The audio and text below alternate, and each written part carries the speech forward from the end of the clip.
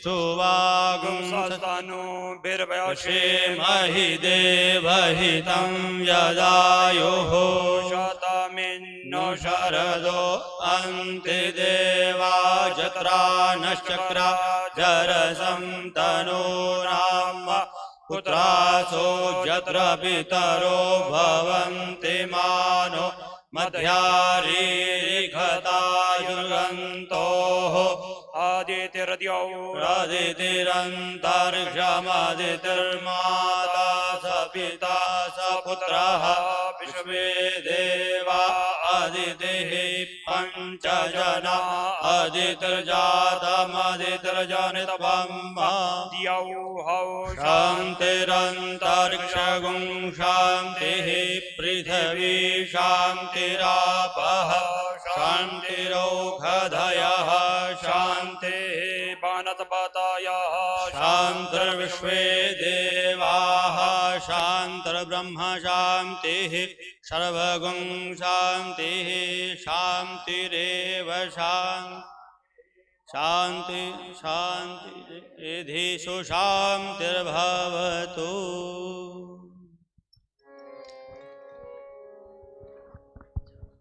मंगल में हिमालय की कंदराओं से पधारे समस्त विप्रबंधु, आप सबको भी बहुत प्रणाम।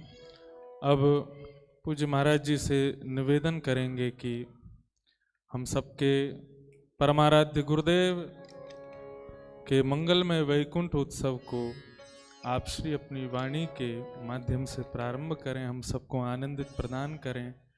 बोले सियावर रामचंद्र की जय। वेदावतार श्री वाल्मीकि रामायण की जय। परम पूज्य श्री महाराज जी की जय।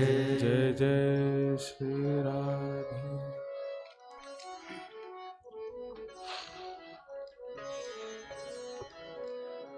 श्री सीतारामचंद्र भगवान की जय। श्री राधा कृष्ण भगवान की जय। श्री हनुमान जी महाराज की जय। श्री वाल्मीकि भगवान की जय। श्री वेदव्यास भगवान की जय। श्री गोस्वामी तुलसीदास जी महाराज की जय। श्री भाष्यकार रामानुज स्वामी जी महाराज की जय। श्री सद्गुरुदेव भगवान की जय। श्री वृंदावन धाम की जय। यमुना मैया की जय। सब संतन की जय। सब भक्तन की जय। जय जय सीताराम।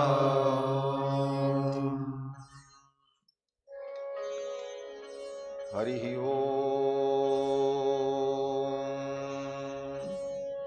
तच्छंजोरावृणीमहे गातुं यज्ञाय गातुं यज्ञपतये दैवी स्वस्तिरस्तु नः स्वस्तिर्मानुषेभ्यः ऊर्ध्वं जिगातु भेषजम् शन्नो अस्तु द्विपदे सं चतुष्पदे विश्वानि देव सवितर्दुरितानि परासुव जदभद्रं तन्न आसुव रामाय रामभद्राय रामचंद्राय वेधसे रघुनाथाय नाथाय सीतायाः पतये नमः।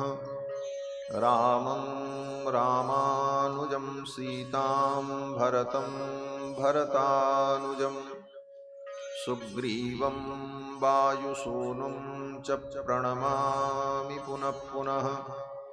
नमोऽस्तु रामाय सलक्ष्मणाय देव्यै च तस्यै जनकात्मजायै। नमोऽस्तु रुद्रेन्द्रयमानिलेभ्यो नमोऽस्तु चन्द्रार्कमरुद्गणेभ्यः। चरितं रघुनाथस्य शतकोटिप्रविस्तरम् एकैकमक्षरं प्रोक्तं महापातकनाशनं कूजन्तं राम रामेति मधुरं मधुराक्षरम् आरुह्य कविता शाखां वन्दे वाल्मीकिकोकिलं यः पिबन् सततं रामचरितामृतसागरम् अतृप्तस्तं मुनिं वन्दे प्राचेतसमकल्मषम् गोष्पदीकृतवारीशं मसकीकृतराक्षसं रामायणमहामालारत्नं वन्दे नीलात्मजम् अञ्जनानन्दनं वीरं जानकीशोकनाशनं कपीशमक्षहन्तारं वन्दे लङ्काभयङ्करम् वैदेही सहितं सुरद्रुमतले हैमे महामण्डपे मध्ये पुष्पकमासने मणिमये वीरासने सुस्थितम् अग्रे वाचयति प्रभञ्जनसुते तत्त्वं मुनिभ्यः परम् व्याख्यान्तं भरतादिभिः परिवृतं रामं भजे श्यामलम् आपदामपहर्तारं दातारं सर्वसम्पदां लोकाभिरामं श्रीरामं भूयो भूयो नमाम्यहम् ऋग्यजुस्सामरूपाय वेदाहरणकर्मणे प्रणवोद्गीतवपुषे महाश्वशिरसे नमः। यो नित्यमच्युतपदाम्बुजयुग्मरुक्मव्यामोहतस्तदितराणि तृणाय मेने अस्मद्गुरोर्भगवतोऽस्य दयैकसिन्धो रामानुजस्य चरणौ शरणं प्रपद्ये। शाण्डिल्यावयवं शबारिदविधुं श्रीकोसलेशार्चकं विश्वक्सेन्दारविन्दाश्रितं स्वाचार्ये सुयतौ जगद्गुरुवरे श्रीरामनारायणे नित्यं सक्तमतिं जगद्गुरुवरं श्रीवासुदेवं श्रीभाष्यकाराय नमः। श्रीपराङ्कुशपरकालयतिवरवरवरप्रतिवादिभीकरगुरुभ्यो नमः। श्रीजानकीकान्तस्मरणं श्रीराधाकान्तस्मरणं सन्तपूर्वाचार्याः सहायाः सन्तपूर्वाचार्याः सहायाः। बोलिए श्री सीतारामचंद्र भगवान की जय। श्री राधा कृष्ण भगवान की जय। श्री वाल्मीकि भगवान की जय। श्री राम कथा महोत्सव की जय। सद्गुरुदेव भगवान की जय। जय जय सीताराम।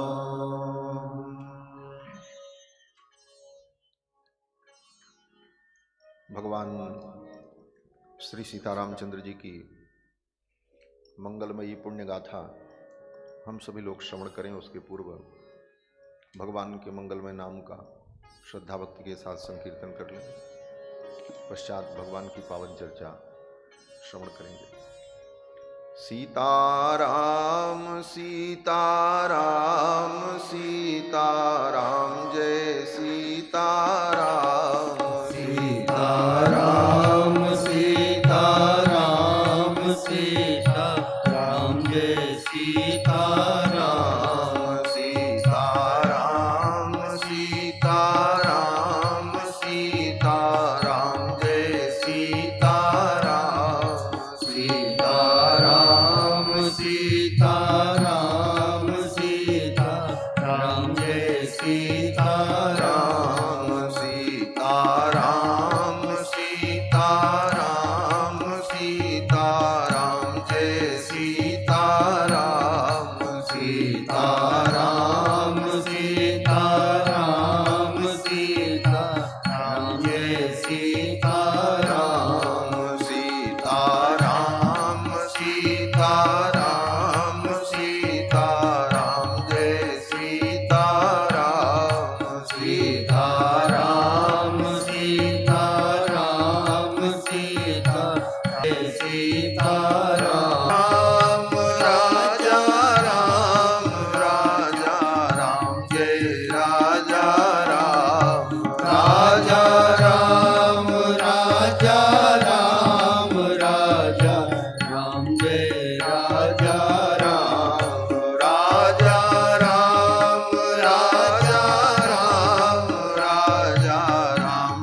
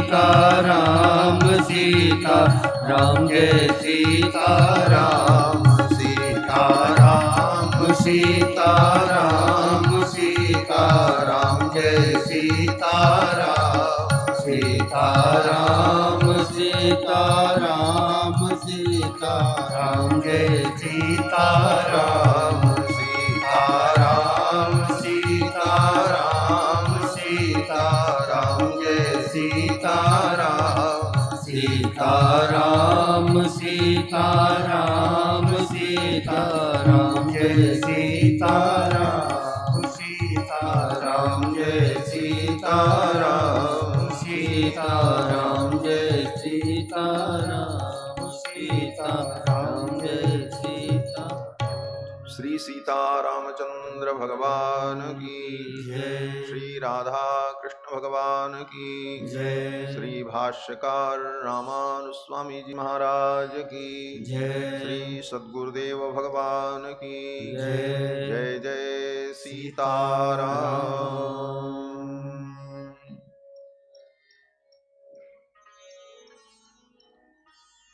परमाध्यक्ष अनंत कोटि ब्रह्मांड नायक सर्वेश्वरेश्वर पुराण पुरुषोत्तम भक्तवांछा कल्पतरु कौशल्यानंद वर्धन भगवान श्री रघुनंदन, जिनकी मंगलमयी कथा श्रवण करने के लिए हम सभी लोग समवेत होकर विराजमान हैं। परम श्रद्धेय आचार्य चरण, जिनकी स्मृति में, जिनकी सेवा में, जिनकी वरिवस्या में यह दिव्य महोत्सव वैकुंठ महोत्सव आयोजित हो रहा है। पूज्य आचार्य चरण श्री रामानुजाचार्य गुरुदेव भगवान, जिनकी महिमा, जिनकी दिव्यता, जिनका ज्ञान कितना महान था, जिसकी चर्चा विविध विद्वानों के द्वारा आप सभी लोगों ने श्रवण किया, जिसके प्रमाणभूत विश्वविख्यात आचार्य चरण पूज्य श्री ठाकुर जी विराजमान हैं, जो गुरुदेव भगवान के ही प्रसाद हैं। बंधुओं, जैसा कि असरभी भवन पीठाधीश्वर पूज्य स्वामी जी ने कहा कि श्री ठाकुर जी जब हम लोगों को जगत गुरु कहते हैं तो वास्तव में बहुत संकोच लगता है। हम लोग आप लोगों की वाणी सुन करके कुछ बोलना सीखें। ये महान गौरव है कि आप जैसे आचार्य विद्वान हम सभी लोगों को सुनते हैं। ये भगवान की कृपा है। यहाँ पर विराजमान परम श्रद्धेय श्री राधा कृष्ण जी गोवत्स, जिनकी महिमा, जिनका गायन आप सभी लोग श्रवण करते हैं, और गौ सेवा के लिए, गौ माता की रक्षा के लिए, गो संवर्धन के लिए जिनका सतत प्रयास पूरे देश में चलता ही रहता है। हमारे परम सुहृद, परम स्नेही, वात्सल्य भाजन अनुज श्री इंद्रेश जी, जिनका प्रेम, जिनका स्नेह सदा आप सभी लोगों को प्राप्त होता रहता है। श्री इंद्रेश जी का सरल स्वभाव और बड़ा ही मधुर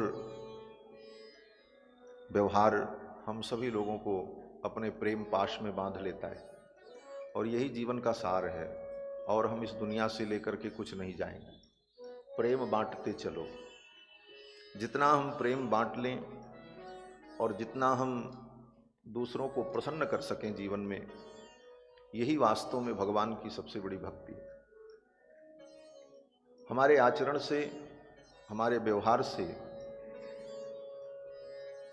कितने लोग संतुष्ट हैं, कितने प्रसन्न हैं, यही भगवान की प्रसन्नता का मापदंड है। भगवान हमारे ऊपर प्रसन्न है, इसका मापदंड क्या है? बोले भगवान के ही अंशभूत ये जीवात्मा, ये प्राणी अगर आपके आचरण से प्रसन्न है तो इन प्राणियों के भी जो प्राण परमात्मा है वो भी आपके ऊपर प्रसन्न है। भगवान श्री राम जब वन की यात्रा पर जाने लगे तो गुरुदेव भगवान से यही कहा, गुरुदेव वन में हम अपने कुल देवता की पूजा आराधना कैसे करेंगे? वहाँ कोई संसाधन नहीं होगा, कोई वस्तुएं उपलब्ध नहीं होंगी। तो गुरुदेव वशिष्ठ ने कहा, राम, जेन केन प्रकारेण जस्य कस्यापि देहि नाम संतोषम जनयेद राम तदेव हरिपूजनम। गुरुदेव वशिष्ठ ने यही कहा कि जेन केन प्रकारेण, जिस किसी भी प्रकार से, जस्य कस्यापि देहि नाम, जिस किसी भी देहधारी प्राणी को संतोषम जनयेद, हमारे आचरण से संतोष उत्पन्न होता है, तदेव हरिपूजनम, यही भगवान की सबसे बड़ी आराधना। और हे राम, जंगल में रहकर वहाँ के प्राणियों को, लोगों को तुम संतुष्ट करना, यही ईश्वर की आराधना। गुरुदेव वशिष्ठ ने भगवान श्री राम को यही कहा। तो जीवन में हम जितना दूसरों को सुख दे सकें, प्रेम दे सकें, सबसे बड़ी आराधना है। विगत वर्ष ऐसे श्री पवित्र वैकुंठ महोत्सव में दास को श्रीमद् वाल्मीकि रामायण के माध्यम से भगवान श्री राम की पावन चर्चा सुनाने का अवसर प्राप्त हुआ। और इन महापुरुषों के बीच में, इन विद्वानों के बीच में, आचार्यों के बीच में सुनाने का एक ही मात्र फल है, अपनी वाणी को पवित्र करना। आचार्यों के बीच में हम भगवान का गुणानुवाद कर लें, आचार्य सुन करके मुस्कुरा दें, प्रसन्न हो जाएं, वाणी सार्थक हो जाए। तो हम तो यही समझते हैं कि अपनी वाणी को सार्थक करने के लिए इन आचार्य चरणों में कुछ कहने और सुनने का, सुनाने का सुअवसर प्राप्त हो रहा है। और पूज्य गुरुदेव भगवान, जिनकी स्मृति में पवित्र कार्यक्रम हो रहा है, साक्षात भगवत स्वरूप भागवत जी की चल मूर्ति के रूप में, जिनकी महिमा वृंदावन के गली गली में सुनी जाती है, और वृंदावन का कोई भी ऐसा भागवत का विद्वान या वक्ता नहीं होगा उनके काल का, जिसने उनके चरणों में बैठकर कुछ सीखा न हो, कुछ पढ़ा न हो। सबको उनका प्रसाद प्राप्त हुआ है। ऐसे पूज्य आचार्य चरण, जिनकी 25वीं पुण्यतिथि के पावन अवसर पर वैकुंठ महोत्सव में हम सभी लोग सम्मिलित हो रहे हैं। कितना सुंदर संयोग! भगवान श्री रामानुजाचार्य, जो हमारे परमाचार्य हैं, जिनकी पवित्र परंपरा में हम सभी लोग दीक्षित होकर भगवत भक्ति और शरणागति के द्वारा आत्मकल्याण के मार्ग में लगे हैं, ऐसे भगवान श्री रामानुजाचार्य जी का जो मूल सिद्धांत है, उस सिद्धांत का प्रतिपादक ग्रंथ श्रीमद् वाल्मीकि रामायण, और उन्हीं रामानुजाचार्य के स्वरूप आचार्य चरण की, रामानुजाचार्य गुरुदेव भगवान की पुण्य स्मृति में यह कार्यक्रम है। भगवान श्री रामानुजाचार्य का यही सिद्धांत है, भक्ति प्रपत्तिभ्याम प्रसन्न परमात्मा एव उपायः। यही सिद्धांत है भगवान श्री रामानुजाचार्य का, कि आत्म कल्याण के लिए, संसार के बंधन से मुक्ति के लिए, परमात्मा की प्राप्ति के लिए उपाय क्या है? तो किसी ने कहा कर्म उपाय है, किसी ने कहा ज्ञान उपाय है, किसी ने कहा भक्ति उपाय है, कुछ आचार्यों ने कहा शरणागति उपाय है। और हमारे भगवान श्री रामानुजाचार्य इन सब बातों से हट करके एक विलक्षण बात कहते हैं, ये सब सद्वारक उपाय हैं, ये सीधे उपाय नहीं है। कर्म भी जीव के कल्याण का साधन है, उपाय है, लेकिन डायरेक्ट नहीं है, इनडायरेक्ट है। क्यों? बोले कर्म से जीव का कल्याण तब होगा जब उसके कर्म से भगवान प्रसन्न हो। भगवान प्रसन्न नहीं हुए तो कर्म भी उद्धारक नहीं। और यही स्थिति ज्ञान के साथ है। ज्ञान भी जीव का कल्याण करता है, लेकिन उस ज्ञान से भगवान की प्रसन्नता अगर हुई तभी वो ज्ञान भी उद्धार में हेतु बनेगा। उसी प्रकार भक्ति और प्रपत्ति भी है। ये बात अलग है कि प्रकारांतर से, दृष्टि भेद से, कुछ भिन्न कहने के विचार से अथवा दूसरी दृष्टि से बात कही जा सकती है कि भक्ति स्वतंत्र, भक्ति परम स्वतंत्र है। लेकिन हमारे आचार्य चरण कहते हैं कि भक्ति और प्रपत्ति, भक्ति और शरणागति, इन दोनों साधनों से भगवान जब प्रसन्न होते हैं, भक्ति प्रपत्तिभ्याम प्रसन्न सएव उपाय, भगवान ही उपाय बनते। भक्ति प्रपत्ति डायरेक्ट उपाय नहीं, भक्ति प्रपत्ति के द्वारा भगवान जब प्रसन्न होते हैं तो भगवान ही जीव के उद्धार में उपाय बनते हैं। इसीलिए हमारे आचार्यों ने भगवान को ही उपाय और भगवान को ही उपेय कहा। भगवान ही उपाय है, भगवान ही उपेय है, ऐसा सिद्धांत जो आचार्य चरण का है। इस सिद्धांत का प्रतिपादन श्रीमद् वाल्मीकि रामायण में पग पग पर हुआ। शरणागति और भक्ति के द्वारा प्रसन्न भगवान ही जीव के कल्याण के उपाय है। भगवान की प्रसन्नता से ही जीव का कल्याण हो सकता है। विगत वर्ष श्री रामायण की कथा में हम सभी लोगों ने श्री बालकांड की कथा श्रवण की थी। भगवान श्री राम के विवाह महोत्सव तक की चर्चा हुई। आगे की कथा को केवल प्रणाम ही किया गया था, क्योंकि विषय वस्तु का इतना विस्तार हो गया। विवाह की ही कथा में कई दिन बीत गए और हमारे श्री राधा कृष्ण जी ने तो बताया ही कि विवाह का रस जोधपुर में हम सभी लोगों ने अनुभव किया था। बड़ा दिव्य भगवान का विवाह महोत्सव। अभी अभी तो विवाह पंचमी ठाकुर जी की बीती। वास्तव में भगवान श्री राम का अवतार तो केवल विवाह ही करने के लिए हुआ था। ठाकुर जी का अवतार ही विवाह करने के लिए हुआ। हमारे मिथिला के भक्त कहते हैं श्री रामावतार ठाकुर जी का केवल विवाह करने के लिए हुआ। बाकी काम तो ऐसे भी ठाकुर जी कर सकते थे, लेकिन श्री रामावतार ठाकुर जी ने इसीलिए ग्रहण किया कि इस अवतार में विवाह की लीला दिव्य हो, क्योंकि अन्य अवतार में विवाह लीला नहीं भई। किसी भी अवतार में ठाकुर जी का ठीक से ब्याह होने का कोई जोग नहीं बना। कृष्णावतार में तो बहुत भय, थोक भाव में 16,108, लेकिन किसी विवाह में ठाकुर जी को ये सौभाग्य नहीं मिला हमारे कन्हैया को कि सज धज करके दूल्हा बन करके जाते और सारी सरहज आरती उतारती और दुल्हा सरकार की आरती उतारती। ये संजोग श्री कन्हैया को नहीं मिला।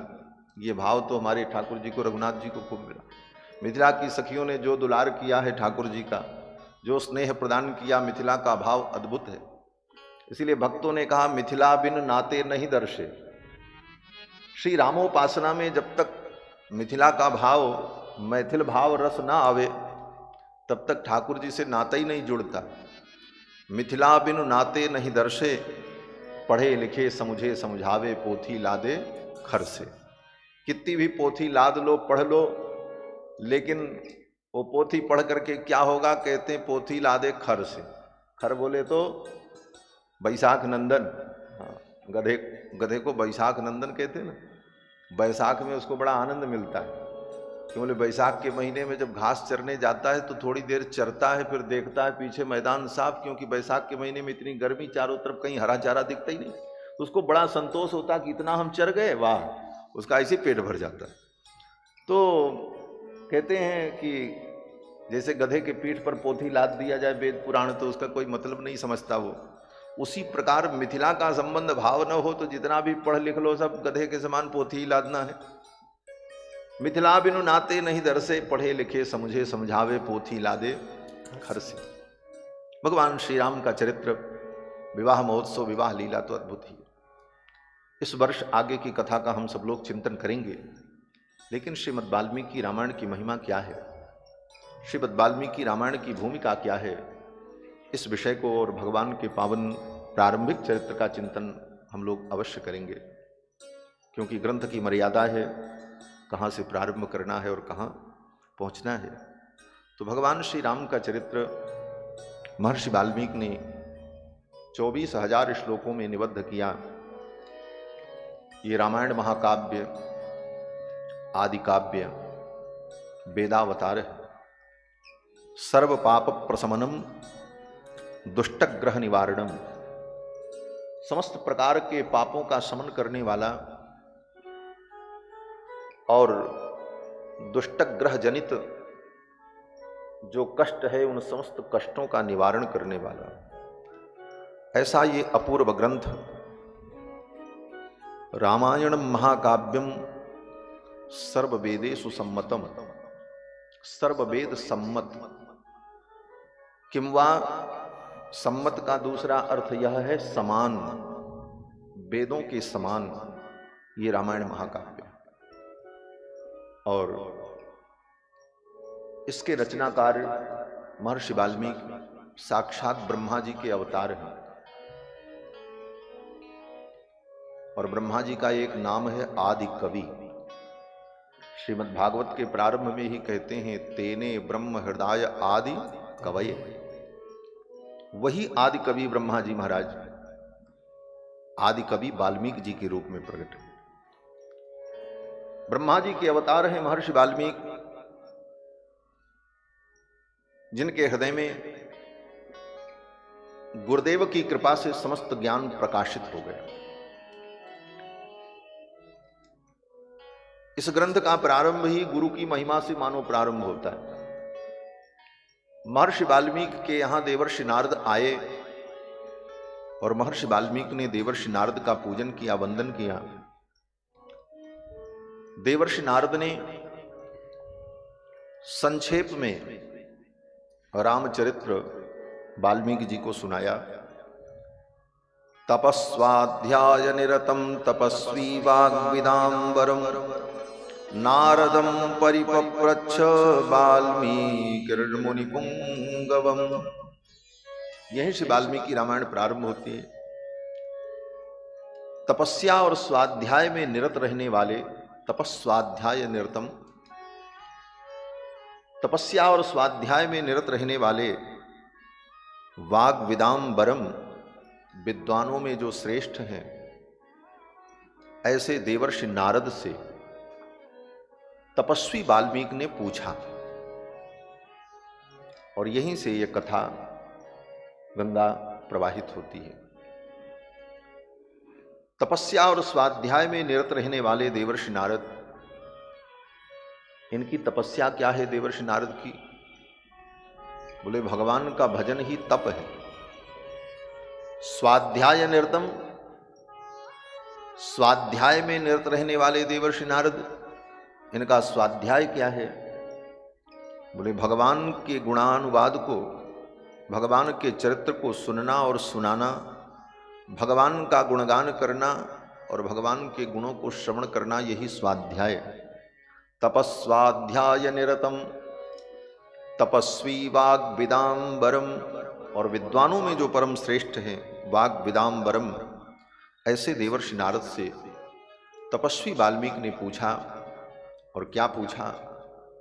यही पूछते हैं कि कोन्वस्मृतं सांप्रतं लोके गुणवान कश्च वीर्यवान।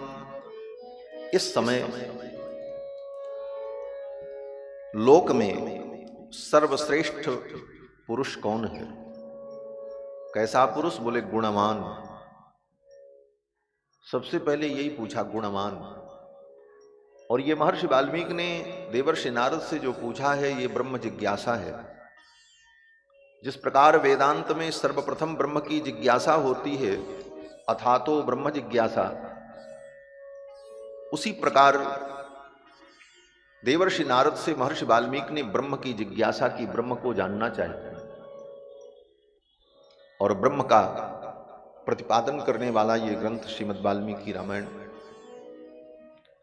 और ब्रह्म की जिज्ञासा करते हुए सबसे पहले महर्षि वाल्मीकि ने यही कहा, गुणवान कश्च वीर्यवान।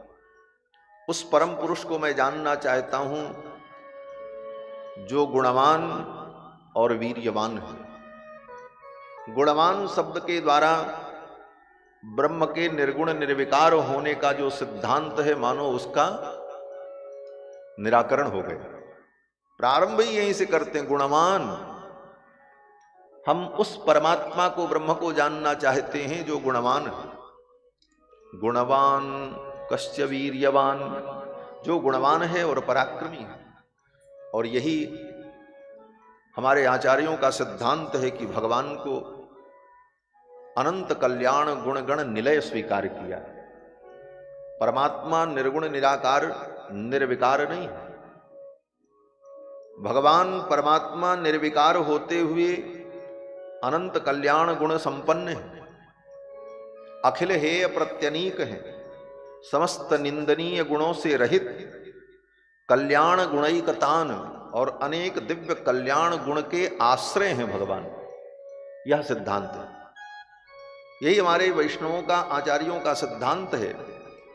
और इसी सिद्धांत के अनुसार सर्वप्रथम वाल्मीकि जी ने यही पूछा, गुणवान, मैं उस पुरुष को जानना चाहता हूं जो गुणवान हो। और भगवान के 16 गुणों की चर्चा की। कोन्वस्मिन् सांप्रतम लोके गुणवान कश्च वीरिवान धर्मज्ञश्च कृतज्ञश्च सत्यवाक्यो दृढ़व्रतः चारित्रेण च को युक्तः सर्वभूतेषु को हितः विद्वान कः समर्थश्च कश्चैक प्रियदर्शनः इत्यादि श्लोक के द्वारा भगवान के दिव्य गुणों का वर्णन करते हुए महर्षि वाल्मीकि ने कहा कि इन गुणों से संपन्न पुरुष कौन है, मैं उसे जानना चाहता हूं। और ऐसे ऐसे गुणों की चर्चा की जो गुण परस्पर विरुद्ध गुण हैं। कहते हैं कि जो अत्यंत बलिशाली भी हो और अत्यंत सुकुमार भी हो, जो अत्यंत बलिशाली हो और अत्यंत सुकुमार भी हो, बोले ये दोनों परस्पर विरुद्ध गुण हैं। जो बलिशाली होगा वो सुकुमार नहीं हो सकता, और जो सुकुमार होगा वो बलिशाली नहीं हो सकता। मैं ऐसे पुरुष को जानना चाहता हूं जो अत्यंत सुंदर भी हो, मनोहर भी हो, वीर्यवान भी हो, पराक्रमी भी हो। अत्यधिक सुंदर और सुकुमार लोग पराक्रमी नहीं होते। उनके विषय में तो कहा जाता है कि महाराज वो बड़े सुकुमार होते हैं, साधारण कार्य भी उनसे नहीं हो पाता, इतनी सुकुमारता होती। और प्रश्न यहां पर इतना गंभीर है कि जो अत्यंत सुकुमार भी हो और अत्यंत पराक्रमी भी हो, ऐसा कौन पुरुष हो सकता है? बोले ऐसे विरुद्ध गुण तो मनुष्य में संभव ही नहीं। ऐसे विरुद्ध गुणों का आश्रय तो एकमात्र परमात्मा ही हो सकता है। और भगवान के विषय में कहा गया है कि भगवान विरुद्ध गुणों के आश्रय हैं। भगवान में एक ही काल में विरुद्ध गुण विद्यमान रहते हैं। भगवान सुकुमार भी हैं तो भगवान कठोर भी हैं। भगवान सर्वज्ञ भी हैं तो भगवान अज्ञ भी हैं। भगवान सब कुछ जानते हैं और भगवान कुछ नहीं जानते। इस विषय में आचार्यों ने हमारे कहा कि भगवान अज्ञ हैं, इसका क्या अर्थ करेंगे? भगवान कुछ नहीं जानते। बोले वहां अज्ञ का अर्थ ये कर लेते हैं कि भगवान अपने भक्तों के दोष को नहीं जानते हैं, इसलिए अज्ञ हैं। अपने भक्तों का दोष नहीं जान पाते, उनको अपने भक्तों का दोष नहीं दिखता है, इसलिए अज्ञ। तो अज्ञ भी हैं और सर्वज्ञ भी। परस्पर विरुद्ध गुण का जो आश्रय हो वो परमात्मा। और वेदों ने भी कहा कि अणोर अणीयान महतो महीयान, जो अणु से अणु है और महान से महान है, ये परस्पर विरुद्ध ही गुण है। जो अणु होगा वो महान कैसे हो सकता? जो महान हो वो अणु कैसे हो सकता? परमाणु में, एक छोटे से परमाणु में महानता कहां से होगी? वो 1 कुंटल 10 कुंटल का तो हो नहीं सकता। उसका वजन स्वाभाविक है कि अत्यंत कम होगा, क्योंकि वो अणु है। तो जो अणु है वो महान नहीं हो सकता, जो महान है वो अणु नहीं हो सकता। लेकिन भगवान महान भी है, अणु भी है। अणोरणीयान महतो महीयान। तो परस्पर विरुद्ध गुण का आश्रय परमात्मा। ऐसे विरुद्ध गुणों की जब चर्चा की महर्षि वाल्मीकि ने कि ये सारे गुण किसके अंदर विद्यमान हैं, जो अत्यंत सुकुमार भी हो, पराक्रमी भी हो, विनय संपन्न भी हो, क्षमावान भी हो और क्रोधी भी हो, जिसके क्रोध से देवता भी कांपते हों, और क्षमा भी उसके अंदर इतनी हो कि क्षमया पृथ्वी समः, जो पृथ्वी के समान क्षमाशील हो। ऐसे परमात्मा को, ऐसे पुरुष को मैं जानना चाहता हूं। देवर्षि नारद के प्रश्न करने पर, वाल्मीकि जी के प्रश्न करने पर देवर्षि नारद ने जब उत्तर दिया तो भगवान के 68 गुणों का वर्णन करते हुए, इक्ष्वाकु वंश प्रभवो रामो नाम जनैः श्रुतः, इक्ष्वाकु के वंश में उत्पन्न होने वाले जो रघुनंदन श्री राम हैं वो इन समस्त गुणों से संपन्न हैं।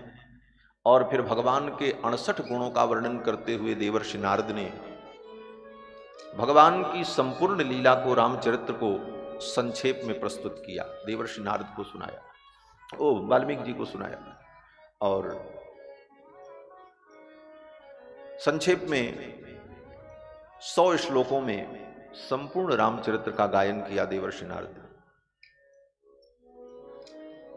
और ये 100 श्लोक श्रीमद् वाल्मीकि रामायण के बालकांड का प्रथम सर्ग है। इसी को मूल रामायण कहते हैं। दुनिया की सरायन करके पढ़ करके श्री वेदव्यास जी महाराज उपकृत हुए और श्री वेदव्यास जी महाराज ने 18 पुराण और महाभारत में भगवान के विविध चरित्रों का वर्णन किया। स्वयं वेदव्यास जी महाराज बड़े ही गौरव से इस बात को स्वीकार करते हैं कि श्रीमद् वाल्मीकि रामायण के प्रसाद से ही मेरे अंदर यह क्षमता उत्पन्न हुई कि मैंने 18 पुराण और महाभारत जैसे ग्रंथ का प्रणयन किया। तो ये आदि काव्य श्रीमद् वाल्मीकि रामायण भगवान श्री राम का चरित्र, वेद स्वरूप, वेद वेद्य परमात्मा भगवान श्री हरि जब रघुनंदन के रूप में अयोध्या में प्रकट हुए तो चारों वेदों ने महर्षि वाल्मीकि के द्वारा रामायण के रूप में अवतार ग्रहण किया। वेद वेद्ये परे पुंसी जाते दशरथात्मजे वेद प्राचेदसादासीत् साक्षात् रामायणात्मना। वेद वेद्य परमात्मा जब अयोध्या में 4 रूपों में प्रकट हुए, कृत्वात्मानं चतुर्विधम, तो वेदों ने भी विचार किया कि मैं अवतार ग्रहण कर लूं। वेदों के द्वारा प्रतिपाद्य भगवान जब अवतरित हुए तो वेदों ने विचार किया कि हमको भी अवतार ले लेना चाहिए भगवान का गुणगान करने के लिए, और चारों वेदों ने ही रामायण के रूप में अवतार ग्रहण किया। ये रामायण महाकाव्य चारों वेदों का संयुक्त अवतार है। और कितनी अच्छी बात कही है, वेद वेद्ये परे पुंसी। परब्रह्म परमात्मा वेद वेद्य हैं। वेद के आश्रय के बिना, वेदों के बिना आप परमात्मा को नहीं जान सकते। वैदिक ज्ञान के बिना और वैदिक ज्ञान के अनुमोदन के बिना, वैदिक ज्ञान के प्रकाश के बिना आप किसी भी प्रकार से परमात्मा को नहीं जान सकते। अगर जानेंगे तो वो आपका ज्ञान जो है भ्रमात्मक होगा, निश्चयात्मक नहीं होगा। निश्चित रूप से परमात्मा को जानने का साधन अगर कुछ है तो वेद है, और वेद के अनुकूल कहे गए पौराणिक ग्रंथ, इतिहास ग्रंथ, इन ग्रंथों के माध्यम से भगवान के स्वरूप का प्रतिपादन किया जाता है। ऐसे वेद वेद्य परमात्मा जब श्री रघुनंदन के रूप में अयोध्या में प्रकट हुए तो चारों वेदों ने उनका गुणगान करने के लिए रामायण के रूप में अवतार ले लिया। वेद प्राचेदसादासीत् साक्षात् रामायणात्मना। रामायण के रूप में चारों वेदों ने अवतार लिया। तो भगवान जब अवतार लेकर के सबके लिए सुलभ बन गए तो वेद भी अवतार लेकर के सबके लिए सुलभ बन गए। भगवान जब तक अवतार नहीं लेते तब तक भगवान दुर्प्राप्ति उनका अनुभव जीव को कैसे हो, तो कहते भगवान सुलभ हो जाएं, भगवान सुलभ हो जाएं। और ये सुलभ भगवान कैसे होंगे? हमारे प्रयास से? कहते नहीं, स्वयं भगवान को सुलभ बनना पड़ेगा कृपा करके। एक साधारण राष्ट्र के नायक प्रधानमंत्री से आप मिलना चाहो तो आप नहीं मिल सकते, वो आपको सुलभ नहीं है। और अगर मिलेंगे भी तो कब? बोले जब उनकी मर्जी होगी तब। आप चाहो कि हम मिल लें जोर जबरदस्ती से, बोले ऐसा नहीं हो सकता। जब तक वो स्वयं नहीं चाहेंगे तब तक आप उनसे नहीं मिल सकते। उनकी भी सुलभता होगी कब? बोले जब उनकी कृपा होगी या उनकी इच्छा होगी तब। उसी प्रकार भगवान भी जीव को तभी सुलभ होते हैं जब भगवान स्वयं कृपा करते हैं। तो स्वयं भगवान कृपा करके अवतार लेकर के जब इतने सुलभ हो गए, बंदर भालू को भी मिल गए, दीनहीन को भी मिल गए, केवट जैसे भक्त को मिल गए, सबरी को मिले, भगवान इतने सुलभ हो गए। तो वेदों ने विचार किया कि जब भगवान इतने सुलभ हो गए तो मैं ही क्यों दुर्लभ बना रहूं, मैं भी सुलभ हो जाऊं। क्योंकि वेद भी बड़े दुर्लभ थे। पहले तो वेद को पढ़ना ही बड़ा कठिन, और पढ़ करके फिर समझना, उसे धारण करना कितना कठिन। और कितने लोग वेद पढ़ते हैं, कितने लोगों को वेद का ज्ञान होता है परंपरा से, विशुद्ध रूप से वेद का अध्ययन करके संपूर्ण वेद के ज्ञान को धारण करना कितना कठिन है, ये दुर्लभ है। तो वेदों ने विचार किया कि हम भी सबके लिए सुलभ हो जाएं और चारों वेद रामायण के रूप में प्रकट हो गए। वेद प्राचेद सादासीत साक्षात रामायणात्मना, और सबके लिए वेद सुलभ हो गए रामायण के रूप में। किसके लिए सुलभ हो गए? बोले जिसके लिए दुर्लभ थे। जो ब्राह्मण संध्या वंदन और नित्य नियम से नहीं रहता, जिसका यज्ञोपवीत आदि संस्कार तो हुआ लेकिन उन धर्मों का वो पालन नहीं करता, उसको भी वेद पढ़ने का अधिकार नहीं। वो ब्राह्मण बंधु है। स्त्रियां जिनका यज्ञोपवीत संस्कार नहीं होता वो वेद नहीं पढ़ सकते। अन्य जो वर्ण के लोग हैं जिनका यज्ञोपवीत संस्कार नहीं होता वे भी वेद आदि पढ़ने के अधिकारी नहीं। लेकिन रामायण के रूप में जब वेद भगवान अवतरित हो गए तो सबको सुलभ हो गए। अब सब लोग पढ़ो। पठन द्विजो वाग वृषभत्वमीयात् स्यात् क्षत्रियो भूमिपतित्वमीयात् वणिक जनः पण्यफलत्वमीयात् जनश्च शूद्रोऽपि महत्वमीयात्। महर्षि वाल्मीकि कहते हैं कि अब इस रामायण को कोई भी पढ़ो, सबके लिए सुलभ हो गया। पठन द्विजो वाग वृषभत्वमीयात्, ब्राह्मण अगर इसको पढ़े तो वो बाघ वृषभ हो जाता है, उसकी वाणी में सरस्वती का वास होता है। द्विजन पठो पठन द्विजो बाघ वृषभत्वमीयात् स्यात् क्षत्रियो भूमिपतित्वमीयात्। क्षत्रिय अगर इसको पढ़े तो वह भूमिपति होता है, उसका राज्य व्यवस्थित होता है, उसका राजकाज सब बढ़िया से चलता है। वणिक जनः पण्य फलत्वमीयात्, वणिक भी बनिया भी इसे पढ़े तो उसका कारोबार व्यापार वृद्धि को प्राप्त करता है। जनश्च शूद्रोपि महत्वमीयात्, जो चतुर्थ वर्ण है वह भी इसे पढ़े तो उसे भी समाज में सम्मान यश कीर्ति और संसार का समस्त वैभव उसे प्राप्त हो जाता है। जनश्च शूद्रोपि महत्वमीयात्। इस प्रकार वेद भगवान ही रामायण के रूप में अवतरित होकर सबके लिए सुलभ हो, सबके लिए सुलभ हो गए, कोई भी रामायण पढ़े। और ऐसे दिव्य रामायण की कथा को स्वयं भगवान श्री राम ने श्रवण किया है। असरफी भवन के पूज्य स्वामी जी महाराज अपने उद्बोधन में कह रहे थे कि भगवान श्री राम इस काव्य को सुनने के लिए अपने सिंहासन से उतरकर जाकर साधारण लोगों के बीच में बैठ गए।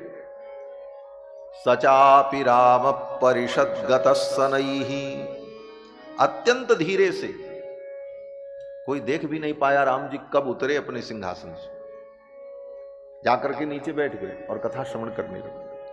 क्योंकि कथा श्रवण नीचे बैठ करके ही करना चाहिए। वक्ता से ऊंचे आसन लगा करके बैठ करके कोई कथा सुने तो कथा सुनने का फल नहीं होता। कहते हैं उच्चाच निरयम ब्रजेत, वक्ता से उच्च आसन हो श्रोता का तो नरकगामी होता, और समासनात् पुण्य हानि है, और समान आसन हो तो पुण्य की हानि होती। इसलिए वक्ता से नीचे बैठकर श्रोता को श्रवण करना चाहिए, यही शास्त्र सम्मत विधि है। तो भगवान तो मर्यादा पुरुषोत्तम हैं, जिन्होंने केवल जीवन भर मर्यादा का ही पालन किया। जिनकी बनाई हुई मर्यादा को, और कैसी मर्यादा बोले, जिन्होंने अपने आचरण से उन मर्यादाओं का पालन करके दिखाया, ऐसे मर्यादा पुरुषोत्तम भगवान श्री राम के चरित्र में कहीं किसी मर्यादा का हनन नहीं हो सकता। इसीलिए राम जी का चरित्र इतना आदर्श चरित्र है कि जब बात आती है कि हम किसका अनुकरण करें तो सभी विद्वान मुक्त कंठ से यही कहते हैं, रामादिवत वर्तितव्यम। राम जी ने जो किया है ऐसा कर। रामादिवत वर्तितव्यम, न रावणादिवत। राम जी के समान आचरण करना चाहिए, रावणादि के समान नहीं। आदर्श आचरण तो भगवान श्री रघुनाथ जी का। तो मर्यादा पुरुषोत्तम ने समस्त मर्यादाओं का पालन किया, इस मर्यादा का भी पालन किया। सिंहासन से उतर करके जाकर के साधारण लोगों के बीच में बैठ गए। सचापि राम परिषद गतस्सनैहि बुभूषया सक्तमना बभूव। और अत्यंत दत्तचित्त होकर, दत्तावधान होकर इस चरित्र को, रामायण काव्य को स्वयं भगवान श्री राम श्रवण करते। ये गौरव इस ग्रंथ को प्राप्त है, जिस ग्रंथ के को स्वयं भगवान श्री राम ने बैठ करके सुना है श्रोता बनकर।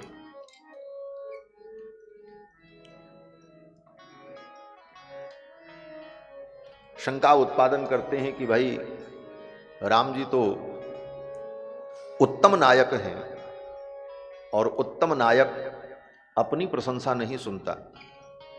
नायक का जहां पर लक्षण कहा गया 10 रूपकादि ग्रंथों में तो कहते हैं धीरोदात्त अविकत्थन। उत्तम नायक वही होता है जो अविकत्थन हो, जो अपनी प्रशंसा स्वयं न करता हो और न अपनी प्रशंसा सुनता हो। तो राम जी को उत्तम नायक हम कैसे मान लें जो राम जी स्वयं अपनी कथा बैठ करके सुन रहे हैं? उन्हीं की कथा रामायण वो रोज सुन रहे हैं श्रोता बन करके। तो ये तो उत्तम नायक का लक्षण नहीं है। तो इसका समाधान श्री गोविंद राज स्वामी जी ने अपनी टीका में किया। उन्होंने कहा नहीं, राम जी अपनी कथा नहीं सुन रहे। राम जी धीरोदात्त नायक हैं, वो अपनी कथा नहीं सुन सकते। बोले तो रामायण तो सुन रहे हैं। बोले तो रामायण सुन रहे हैं, लेकिन रामायण राम जी की कथा नहीं है। बोले तब किसकी कथा है? बोले ये श्री सीता जी का चरित्र है। कृष्णम रामायणम काव्यम सीतायाश्चरितम महत। ये सीता जी का महान चरित्र है। सीता जी के महान चरित्र को भगवान श्री रघुनंदन सुन रहे हैं। इसलिए धीरोदात्त नायक होने में कोई आपत्ति नहीं। बल्कि कुछ लोगों ने इस बात को स्वीकार नहीं किया। श्रीमद् वाल्मीकि रामायण के ही एक टीकाकार विद्वान है, रामायण शिरोमणिकार। उन्होंने तो गोविंदराज स्वामी जी के इस अर्थ को स्वीकार करने से इनकार कर दिया और बहुत सारी आपत्तियां अपने बुद्धि विलास से प्रकट की। लेकिन वो सब केवल बुद्धि की उपज है। सिद्धांत तो यही है कि सीतायाश्चरितम महत। ये रामायण महाकाव्य सीता जी का महान चरित्र है। और श्री जानकी जी के चरित्र में जो विशेषताएं हैं, श्री जी हमारी आचार्या हैं और आचार्य के अंदर क्या क्या वैशिष्ट होना चाहिए, आचार्य की क्या क्या विशेषता होनी चाहिए, वो सारी विशेषताएं श्री जी के चरित्र में विद्यमान हैं। और उन्हीं का प्रकाश ये रामायण महाकाव्य। सीतायाश्चरितम महत।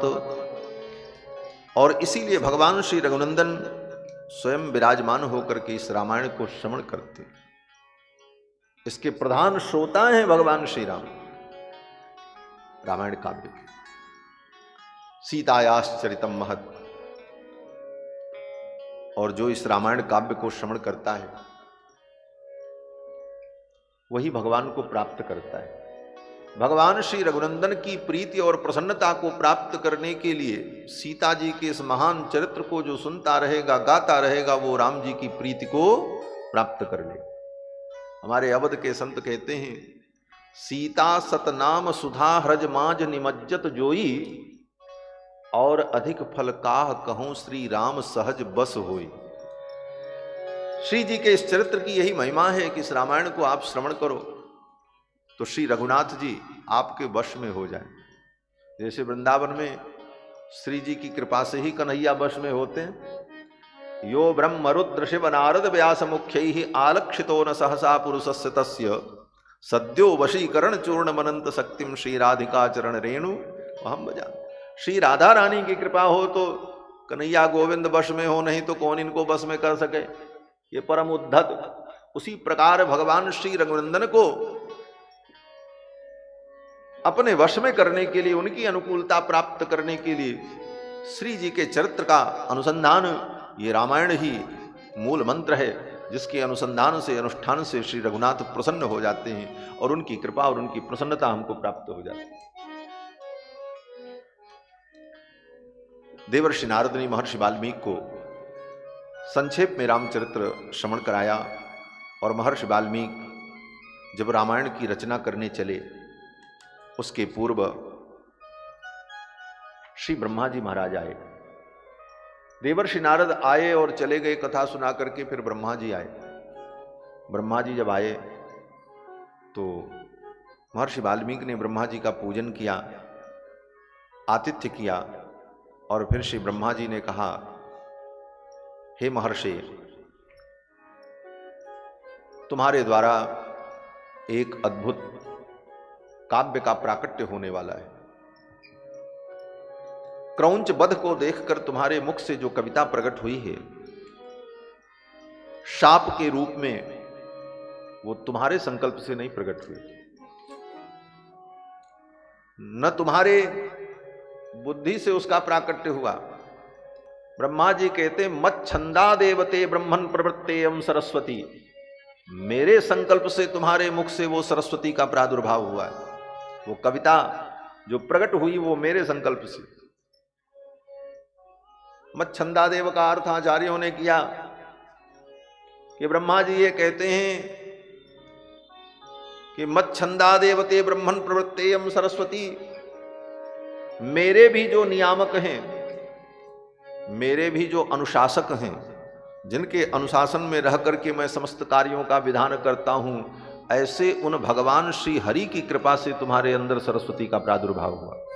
मच्छंदा देवते ब्रह्मन प्रवृत्तेयम सरस्वती, रामस्य चरितम कृष्णम कृतत्वम ऋषिषत्तम। हे ऋषि श्रेष्ठ, भगवान श्री राम के चरित्र का आप वर्णन करो। महर्षि वाल्मीकि ने कहा, पितामह, भगवान श्री राम के संपूर्ण चरित्र को तो मैंने देखा ही नहीं। उन्होंने वन में कौन कौन सी लीलाएं की, क्या क्या लीलाएं की, मैंने देखा नहीं। और देवर्षि नारद ने जो सुनाया वो बहुत संक्षेप में हमको बताया, तो मैं कैसे वर्णन कर पाऊंगा। तो ब्रह्मा जी ने कहा, जाओ, मेरा आशीर्वाद है। भगवान का ध्यान करके, स्मरण करके, पवित्र भाव से जब चिंतन करोगे तो संपूर्ण रामचरित्र तुम्हारे हृदय में प्रकट हो जाएगा। तच्चाप्य विदितम सर्वम विदितम ते भविष्यति। भगवान का जो चरित्र अविदित है वह भी तुम्हें विदित हो जाएगा। तच्चाप्य विदितम सर्वम विदितम ते भविष्यति, न ते वाग्नृता काव्ये काचिदत्र भविष्यति। इस काव्य में तुम्हारी वाणी कहीं अनृत नहीं होगी। आप जो वर्णन करोगे वो सब सत्य होगा। न ते वाग्नृता काव्ये काचिदत्र भविष्यति, कहीं भी आपकी कोई वाणी अनृत नहीं होगी। क्यों? बोले आप जो लिखोगे, भगवान जो चरित्र करेंगे वही आप लिखोगे। तो महर्षि वाल्मीकि ने कहा कि अभी तो भगवान अयोध्या के सिंहासन पर विराजमान होकर के राज्य लीला कर रहे हैं। अभी मैं रामायण लिख दूं यहां तक का सारा चरित्र आपकी कृपा से देखकर, लेकिन आगे राम जी जो करेंगे वो मैं कैसे लिखूं? ये बहुत बड़ी बात थी कि भाई आगे अभी जब तक भगवान की लीला 11,000 वर्ष की पूर्ण नहीं होगी तो आगे का चरित्र जो राम जी करेंगे वो कैसे लिखें? वो तो अभी चरित्र हुआ ही नहीं, और जो चरित्र हुआ ही नहीं उसको मैं कैसे देख करके वर्णन कर पाऊंगा? तो ब्रह्मा जी ने कहा वह चरित्र भी आपको दिखाई पड़ेगा, पहले ही उसका दर्शन हो जाएगा, आप उसका वर्णन कर देना। तो वाल्मीकि जी ने कहा, महाराज कहीं मैंने वर्णन कर दिया और जो चरित्र हमने वर्णन कर दिया और राम जी ने नहीं किया तब क्या होगा? राम जी ने वो चरित्र नहीं किया तब? तो ब्रह्मा जी ने कहा ऐसा हो ही नहीं सकता महर्षि, जो आप लिख दोगे राम जी को वही करना पड़ेगा। जो चरित्र आप लिख दोगे राम जी वही करेंगे। अगर नहीं किया है और नहीं करने का संकल्प है, फिर भी वो संकल्प त्याग करके वही चरित्र करेंगे जो आप लिखोगे। ये मेरा आशीर्वाद है। ऐसा आशीर्वाद ब्रह्मा जी ने दिया हमारा। तच्चाप्य विदितम सर्वम विदितम ते भविष्यति, न ते वाग्नृता काव्ये काचिदत्र भविष्यति। तुम्हारी वाणी कहीं काव्य में अनृत नहीं होगी, असत्य नहीं होगी। और तुम्हारे द्वारा लिखी गई ये राम कथा इस पृथ्वी पर तब तक गाई जाएगी यावत् स्थास्यन्ति गिरयः, जब तक हिमालय और विंध्य जैसे पर्वत इस पृथ्वी पर विराजमान रहेंगे। यावत् स्थास्यन्ति गिरयः सरितश्च महीतले, जब तक पृथ्वी पर गंगा जमुना सरस्वती जैसी पवित्र नदियां प्रवाहित होती रहेंगी। तावद् रामायण कथा लोकेषु प्रचरिष्यति, तब तक ये रामायण कथा, राम कथा लोक में गाई जाएगी और सुनी जाएगी। इसका मतलब बोले जब तक पृथ्वी रहेगी तब तक पर्वत रहेंगे, जब तक ये पृथ्वी रहेगी तब तक नदियां रहेंगी, और जब तक ये नदियां और पर्वत हैं तब तक राम जी की कथा रहेगी। इसका मतलब बोले सदा सदा ये राम कथा दुनिया में गाई जाएगी और सुनी जाएगी। यावत स्थास्यन्ति गिरयः, और जब तक इस दुनिया में पवित्र नदियां प्रवाहित होंगी तब तक आपके इस चरित्र को लोग गाएंगे, सुनेंगे। और हे मुनिवर, जब तक आपके चरित्र को गाने वाला एक प्राणी भी इस पृथ्वी पर रहेगा तब तक आप ब्रह्मलोक में निवास करके आनंद का सुख प्राप्त करें। ये सब आशीर्वाद देकर के ब्रह्मा जी महाराज विदा हो गए। ब्रह्मा जी जब चले गए तो महर्षि वाल्मीकि ने पितामह के इस आशीर्वाद को प्राप्त करके पवित्र पाणी होकर, पवित्र आसन पर विराजमान होकर भगवान का ध्यान किया, और ध्यान करते ही संपूर्ण चरित्र भगवान श्री राम का महर्षि वाल्मीकि के हृदय में प्रकट हो गया। संपूर्ण चरित्र प्रकट हो गया, और भगवान श्री राम के संपूर्ण चरित्र को महर्षि वाल्मीकि ने अपनी दिव्य दृष्टि से देख लिया। महाराज, हसितम भासितम चैव गतिर्यावच्च चेष्टितम तत्सर्वं धर्मवीर्येण यथावत् संप्रपश्यति। हसितम भासितम चैव, भगवान कैसे हंसते हैं, भाषितम चैव, भगवान भाषण कैसे करते हैं, गतिर्यावच्च चेष्टितम, भगवान चलते कैसे हैं, भगवान श्री रघुनंदन की चेष्टाएं क्या हैं, उनकी गतिविधि क्या है, ये सब यथावत महर्षि वाल्मीकि ने अपनी दिव्य दृष्टि से देखा। हसितम भासितम चैव गतिर्यावच्च चेष्टितम तत्सर्वं धर्मवीर्येण यथावत् संप्रपश्यति। यथावत भगवान के चरित्र को महर्षि वाल्मीकि ने देखा, और देखने के बाद उसे लिपिबद्ध किया, लिखा। यहां मुझे एक भाव समझ में आता है कि इस चरित्र को महर्षि वाल्मीकि ने देखा, तो देखने वाला कौन होता है? कहते हैं देखने वाले को दृष्टा कहते हैं, वो दृष्टा है। तो ये रामायण कथा जो है इसको तो महर्षि वाल्मीकि ने देखा है, तो इस कथा के महर्षि वाल्मीकि कौन है? दृष्टा। और दृष्टा कौन होता है? बोले ऋषयो मंत्र दृष्टारः, मंत्रों के जो दृष्टा होते हैं उन्हीं को ऋषि कहा जाता है। वो मंत्र के रचयिता नहीं होते, दृष्टा होते हैं। और वेदों के लिए यही नियम है कि वेद मंत्र की ऋचाओं को किसी महर्षि ने रचा नहीं है, अपितु उन महर्षियों ने अपनी दिव्य दृष्टि से भगवान वेद की ऋचाओं का साक्षात्कार किया है, देखा है। इसीलिए ऋषि लोग वेद के सृष्टा नहीं हैं, वे वेद के दृष्टा हैं। तो जिस प्रकार वेद का कोई रचयिता नहीं है, वेद अपौरुषेय है, ऋषियों ने वेदों का साक्षात्कार किया है, वे उसके दृष्टा हैं। उसी प्रकार से भगवान श्री राम की इस मंगलमयी कथा का कोई रचनाकार नहीं है, अपितु वाल्मीकि इसके दृष्टा है। जैसे वेदों का ऋषि लोग दर्शन करते हैं, उसी प्रकार महर्षि वाल्मीकि ने राम कथा का दर्शन किया, इसकी ये दृष्टा है।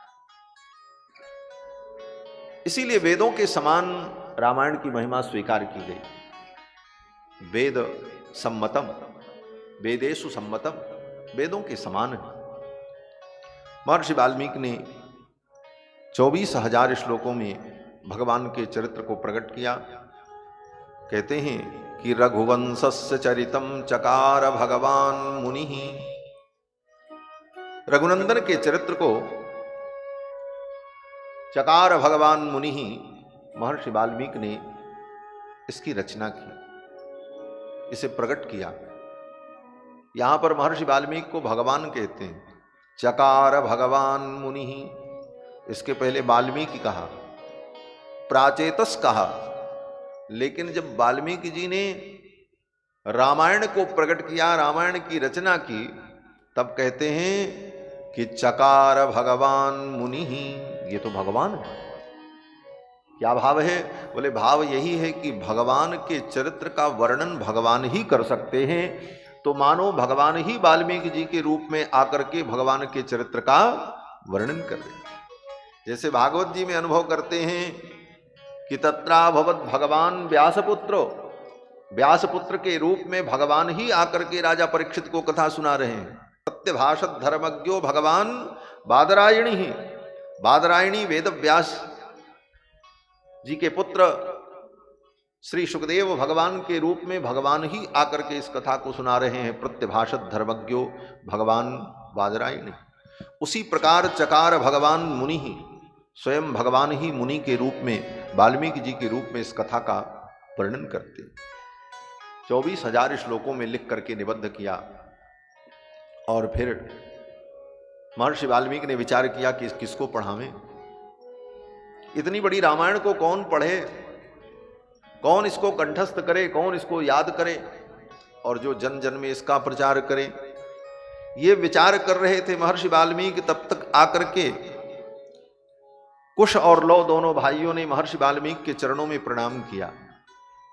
उस समय कुश और लौ ये दोनों भाई महर्षि वाल्मीकि के आश्रम में रह करके ही वेदाध्ययन कर रहे थे।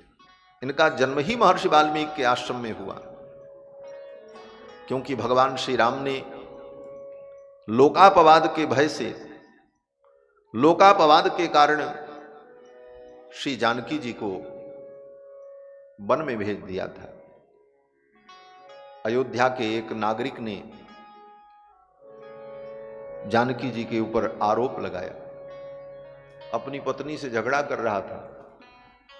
उसकी पत्नी कहीं चली गई थी, कुछ दिन बाद लौट करके आई तो पति ने कहा अब तुम मेरे घर में नहीं रह सकती, चली जाओ।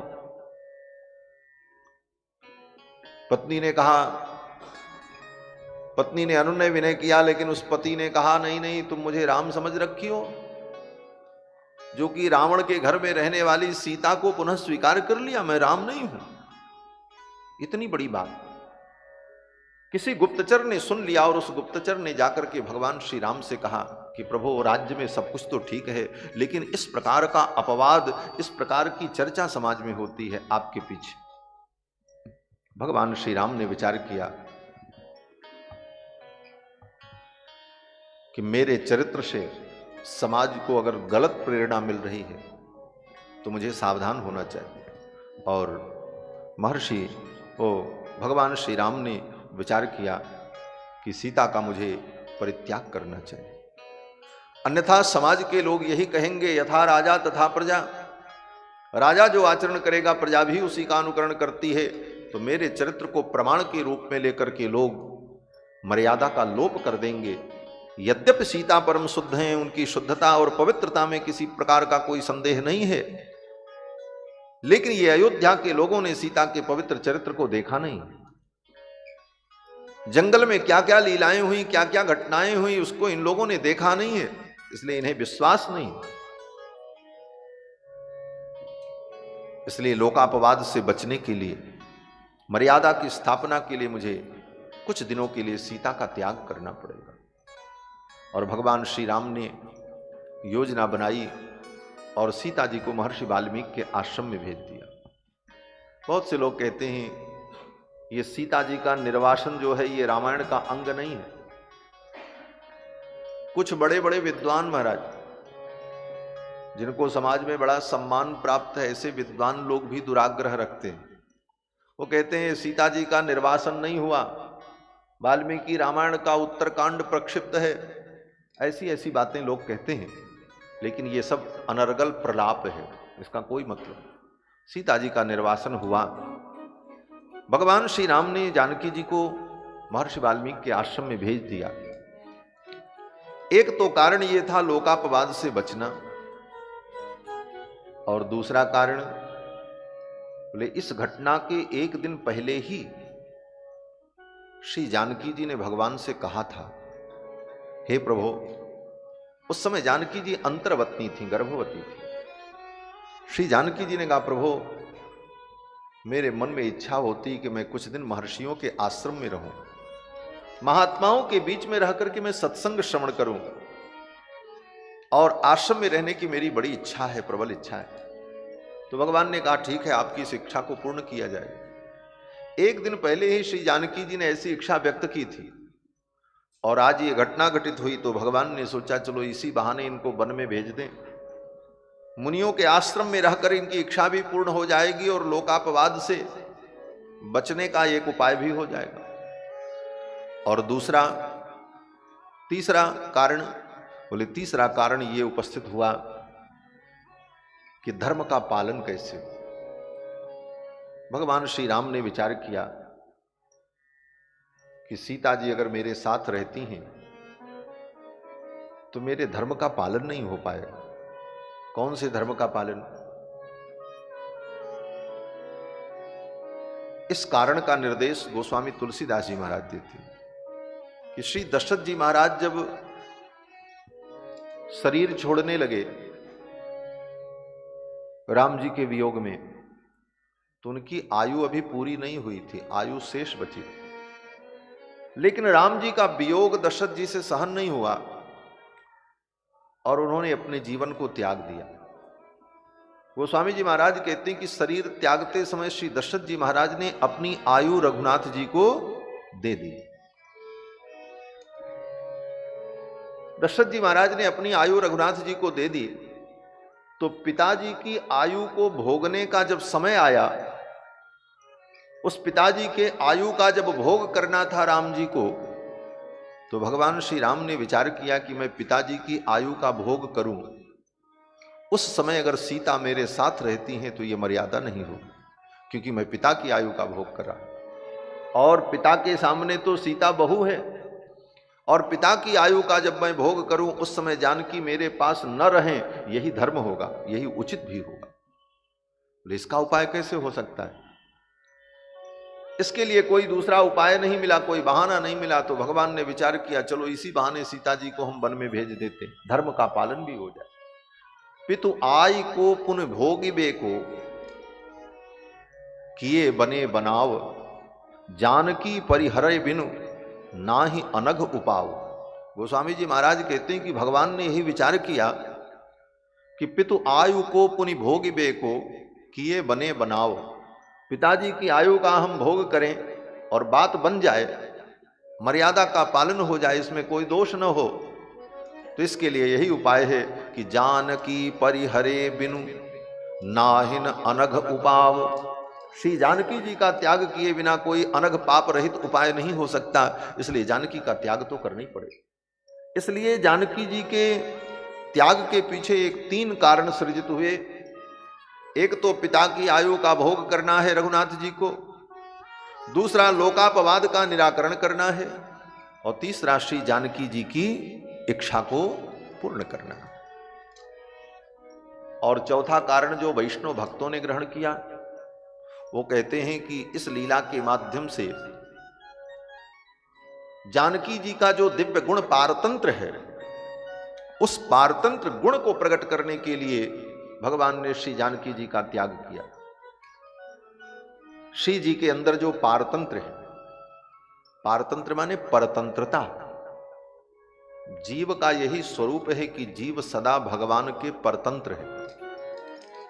श्री गोस्वामी जी महाराज कहते हैं जीव सदा भगवान के परतंत्र है। परबस जीव स्वबस भगवंता, परबस जीव स्वबस भगवंता, जीव अनेक एक श्रीकंता, जीव अनेक एक श्रीकंता, जीव अनेक एक श्रीकंता, जीव अनेक एक श्रीकंता, परबस जीव स्वबस भगवंता, परबस जीव स्वबस भगवंता, परबस जीव स्वबस।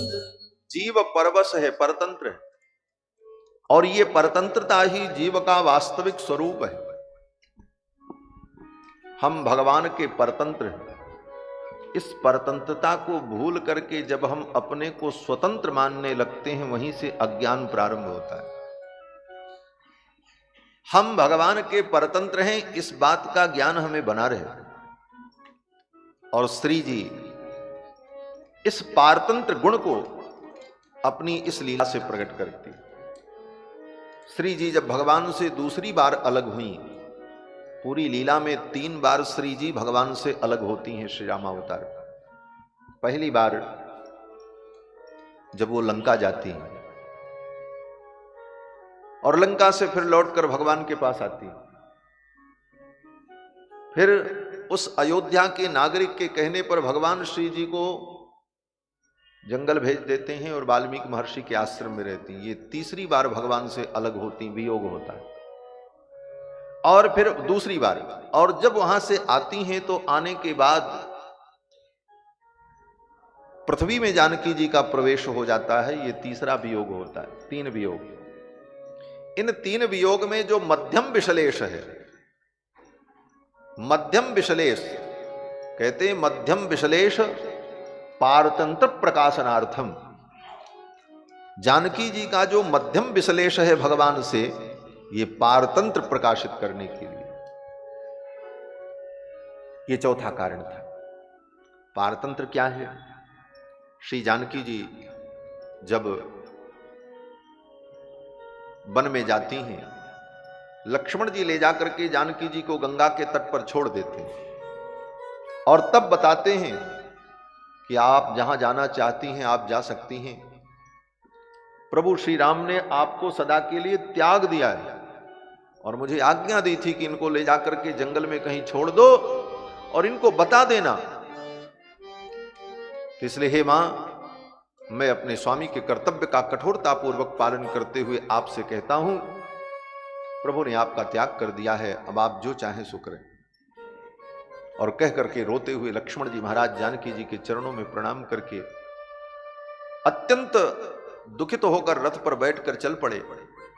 कर्तव्य का पालन बड़ा कठिन होता है, इसीलिए सेवक का धर्म बहुत कठोर है। सेवा धर्मो परम गहनो योगी नाम अप्यगम्य। सबसे सेवक धर्म कठोरा, सेवक का धर्म अत्यंत कठोर है। और लक्ष्मण जी महाराज ने इस कठोर धर्म का पालन किया, अपने स्वामी की आज्ञा का पालन किया। श्री जानकी जी ने सब कुछ सुना। सामने गंगा जी प्रवाहित हो रही थी कलकल। गंगा की अजस्र धारा को देखकर भगवती श्री जानकी ने विचार किया, अब मेरे जीवन में कुछ बचा नहीं, प्रभु ने मेरा त्याग कर दिया, सदा के लिए त्याग कर दिया। अब तो मैं गंगा में कूद कर अपने जीवन को समाप्त कर दूं, अब मुझे जीने का कोई मतलब नहीं रहा। और ज्यों ही श्री जानकी जी गंगा जी में कूदने के लिए उद्यत हुई, तब तक उनके हृदय में ही ये प्रेरणा हुई, नाना ऐसा कैसे हो सकता है?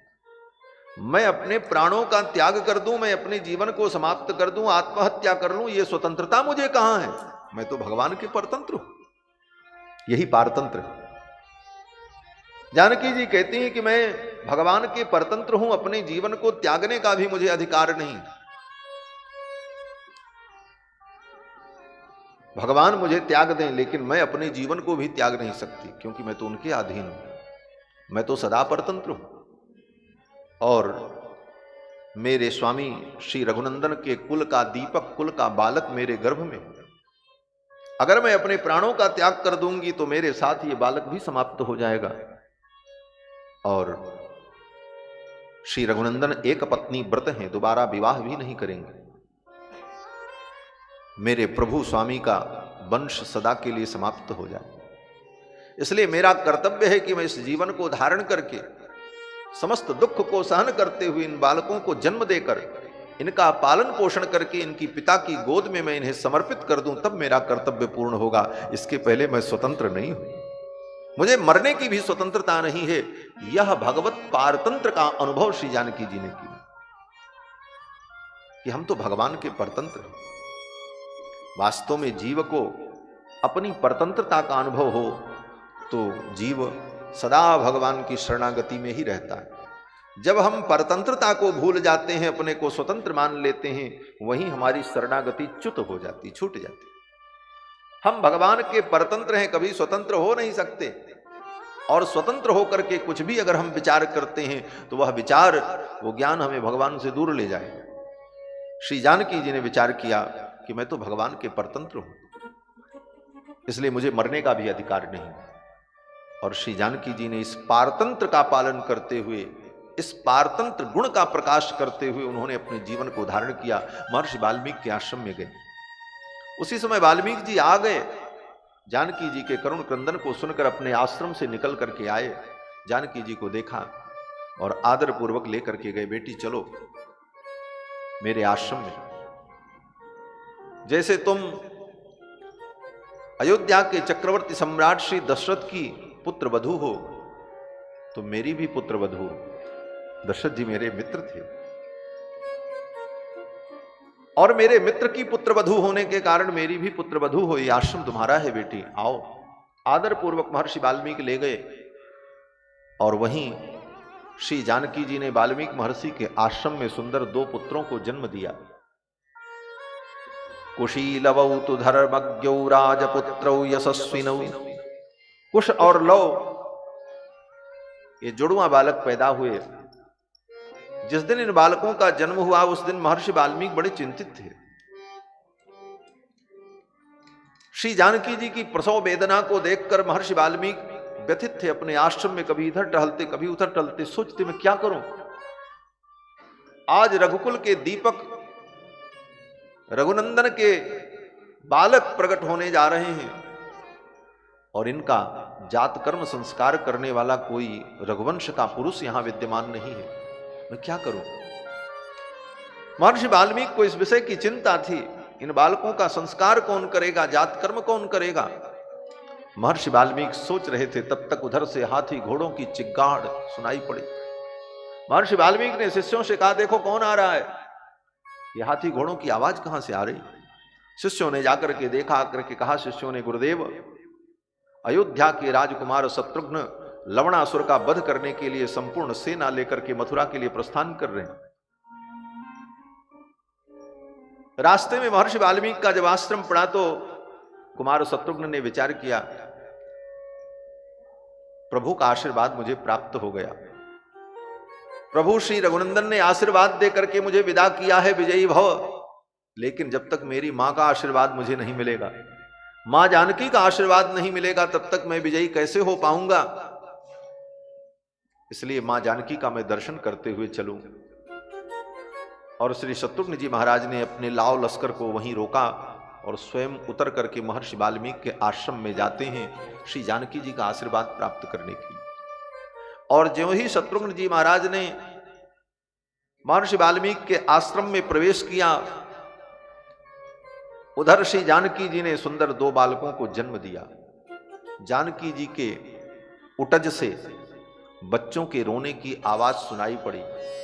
महर्षि वाल्मीकि प्रसन्न हो गए। तब तक शत्रुघ्न जी पहुंच गए। महर्षि वाल्मीकि लिखते हैं कि यामेव रात्रिं शत्रुघ्न पर्णशालां समाविशत् तामेव रात्रिं सीतापि प्रसूता दारकद्वयम्। जिस रात्रि में श्री शत्रुघ्न जी महाराज ने वाल्मीकि महर्षि के आश्रम में प्रवेश किया, उसी रात्रि में सीता जी ने सुंदर 2 पुत्रों को जन्म दिया। महर्षि वाल्मीकि की चिंता दूर हो गई। महर्षि वाल्मीकि ने शत्रुघ्न से कहा, शत्रुघ्न कुमार, इन बालकों का जात कर्म करो। और शत्रुघ्न जी के द्वारा जात कर्म संस्कार संपन्न कराया। यही दोनों बालक जानकी जी के कुमार कुश और लव गुरुकुल में ही रहकर महर्षि वाल्मीकि के आश्रम में रहकर के ही वेद उपवेद समस्त विषयों को पढ़ करके परम ज्ञानी बन गए, योग्य बन गए। आज महर्षि वाल्मीकि ने जब रामायण की रचना की तो विचार करने लगे, मैं किसको पढ़ाऊं ये रामायण। तब तक कहीं से खेलते हुए आकर के दोनों कुमारों ने, कुश और लव ने प्रणाम किया। जब प्रणाम किया तो महर्षि वाल्मीकि ने देखा, अरे ये तो रघुनाथ जी के पुत्र हैं लवकुश, इनसे अच्छा योग्य कौन मिल सकता है, इन्हीं को मैं रामायण पढ़ा दूं। महर्षि वाल्मीकि कहते, बिंबाद उत्थितो बिंबौ, बिंब से उत्पन्न बिंब के समान है। बिंब से बिंब नहीं उत्पन्न होता, बिंब से प्रतिबिंब उत्पन्न होता है। बिंब तो बिंब रहता है, बिंब से प्रतिबिंब उत्पन्न होता है, लेकिन कहते हैं बिंबात उत्थितो बिंबौ, बिंब से उत्पन्न होने वाले बिंब अर्थात ये राम जी के पुत्र हैं। राम जी ही मानो दो रूपों में विराजमान है सामने। राम जी जैसी आकृति, राम जी जैसा मुखमंडल, राम जी जैसी सुंदरता, मानो राम जी ही दो रूपों में विद्यमान है। ऐसा अनुभव किया महर्षि वाल्मीकि ने और विचार किया इन्हीं को मैं रामायण पढ़ा दूं, क्योंकि इनका कंठस्वर बहुत सुंदर है, बहुत मधुर है। और फिर महर्षि वाल्मीकि ने दोनों बालकों को, कुश और लव को, संपूर्ण रामायण याद करा दी। दोनों बालकों ने याद कर लिया और याद करके गुरुदेव के आश्रम में ही रामायण का गान किया। जब गाया, बड़े बड़े ऋषि मुनि महात्मा बैठे सुनने के लिए। तच्छ्रुत्वा मुनयः सर्वे बाष्प पर्याकुलेक्षणाः, कुश और लौ के मुख से कथा को सुनकर जितने मुनि महात्मा थे महर्षि वाल्मीकि के आश्रम में, बाष्प पर्याकुलेक्षणाः, सबके नेत्र सजल हो गए, सब भाव विभोर हो गए राम जी की कथा सुनकर के, रोने लगे। और सबने साधुवाद दिया। साधु साध्वीतितावूचुः, उन महात्माओं ने साधुवाद दिया, कहा साधु साधु, ऐसी सुंदर कथा सुनाई, ऐसी दिव्य कथा सुनाई। उन महर्षियों ने साधुवाद देते हुए कहा कि अहो गीतस्य माधुर्यम, इनके गीत की मधुरता कितनी अद्भुत है, इनकी वाणी में मधुरता कितनी है। अहो गीतस्य माधुर्यम श्लोकानाम च विशेषतः, और विशेष रूप से श्लोकों का ये कितना सुंदर गायन कर रहे हैं। चिर निर्वृत्तमप्येतत् प्रत्यक्षमिव दर्शितम, चिर निर्वृत्तमप्येतत्, जो चरित्र बहुत पहले हो चुका है उस चरित्र को भी ये ऐसा वर्णन कर रहे हैं जैसे प्रत्यक्ष हमारी आंखों के सामने वो घटना घटित हो रही। चिर निर्वृत्तमप्येतत् प्रत्यक्षमिव दर्शितम, वर्णन करने की शैली इतनी अद्भुत कि सुनने वाले को लग रहा है कि ये चरित्र जो वर्णन कर रहे हैं वो मेरी आंखों के सामने दिखाई पड़ रहा है, प्रत्यक्षमेव दर्शित। उन मुनियों को परम आनंद हुआ कथा सुनकर के, और फिर सभी मुनियों ने सोचा मैं इनको क्या दूं, ऐसी सुंदर कथा इन्होंने सुनाई, तृप्त कर दिया हमें, हमारी आत्मा को भाव से भर दिया, मैं इन्हें क्या दे सकता हूं। वे महात्मा भी अकिंचन थे, उनके पास कुछ नहीं था। महात्माओं का जीवन ऐसे भी त्यागपूर्ण होता है, जीवन में संग्रह होता ही नहीं, त्याग ही त्याग। जिनके जीवन में ऐसे महात्मा लोग, आश्रम में रहने वाले मुनि महात्माओं ने विचार किया मैं इनको क्या दूं, तो जिसके पास जो होता है वही देता है। केचित् बल प्रसन्नो बल कलम कश्चित् ददौ ताभ्याम महायशाः, किसी महात्मा ने प्रसन्न होकर के अपना बलकल वस्त्र दे दिया लौ और कुश को, कहा बेटा इतनी सुंदर कथा तुमने सुनाई, ये लो, मैं तुम्हें और कुछ नहीं दे सकता, मेरे पास दक्षिणा नहीं है, स्वर्ण मुद्राएं नहीं है, ये बलकल वस्त्र हैं, यही दक्षिणा के रूप में स्वीकार कर लो, ऐसी सुंदर तुमने कथा सुनाई। प्रसन्नो बलकलम कश्चित् ददौ ताभ्याम महायशाः, अन्य कृष्णाजिन मदाद यज्ञ सूत्रम तथा परः। किसी महात्मा ने कथा सुनी, कथा सुनकर के बड़े प्रसन्न हुए, उनके पास कुछ नहीं था देने के लिए। एक मृगचर्म रखे थे, बड़ा सा मृगचर्म था महाराज, कृष्णाजिन, गर्मी के दिन में उसी को बिछा करके बिस्तर बना लेते थे और ठंडियों के दिन में उसी को देह में लपेट लेते थे तो शीत से बच जाते। ऐसा त्याग में उनका जीवन था। उस कृष्णाजिन मृगचर्म को ही भेंट कर दिया, बोले लो बेटा ये तुम्हारे काम आएगा। कृष्णाजिन मदात यज्ञ सूत्रम तथा परः, एक महात्मा ने यज्ञोपवीत भेंट किया, बोले बेटा ये यज्ञोपवीत है, कपास की रुई से सूत्र बनाकर के बड़े परिश्रम से हमने निर्मित किया है, बेटा तुमने कथा सुनाई है, यज्ञोपवीत ले लो तुम्हारे काम आएगा। ग्रहण में पर्व के अवसर पर यज्ञोपवीत बदलने के लिए आवश्यकता पड़ेगी, ले लो। अब आज के जैसा जमाना थोड़ी था कि बाजार से बंडल के बंडल खरीद के ला करके रख लो, शास्त्र सम्मत विधि से यज्ञोपवीत का निर्माण ब्राह्मण लोग करते थे। कपास की रुई ला करके, सूत काट करके, फिर उसको त्रिगुणित करके, फिर उसको बट करके, बना करके एक यज्ञोपवीत बनाने में घंटों लग जाता था। तो उसकी महत्ता समझते थे। महाराज किसी को यज्ञोपवीत शुद्ध पवित्र विधि से बना बनाया मिल जाए तो जो पवित्र ब्राह्मण होते थे वो बड़ा गौरव समझते थे, इतनी बड़ी वस्तु मुझे मिल गई। उसकी कीमत बहुत मानी जाती। इसीलिए ब्राह्मणों को लोग यज्ञोपवीत भेंट करते थे। माताएं गृहिणियां सुंदर पवित्र ढंग से यज्ञोपवीत निर्मित करके ब्राह्मणों को दान करते। तो महात्मा भी रखे थे, बड़े परिश्रम से बना करके उन्होंने कहा बेटा ये यज्ञोपवीत तुम ले लो। यज्ञ सूत्रम तथा परः कश्चित कमंडलुम प्रादान मौंजी मन्यो महामुनि। किसी महात्मा ने अपना कमंडल ही भेंट कर दिया, बोले लो बेटा, अपना कमंडल दे दिया। किसी ने मूज की मेखला प्रदान की। कुठारम अपरो मुनि, किसी महात्मा ने कुल्हाड़ी भेंट कर दिया। महाराज वो महात्मा लकड़ी काटने जा रहे थे कुल्हाड़ी लेकर के और कथा सुनने बैठ गए। ये भगवान की कथा का चस्का ऐसे ही होता है, जिसको लग जाए।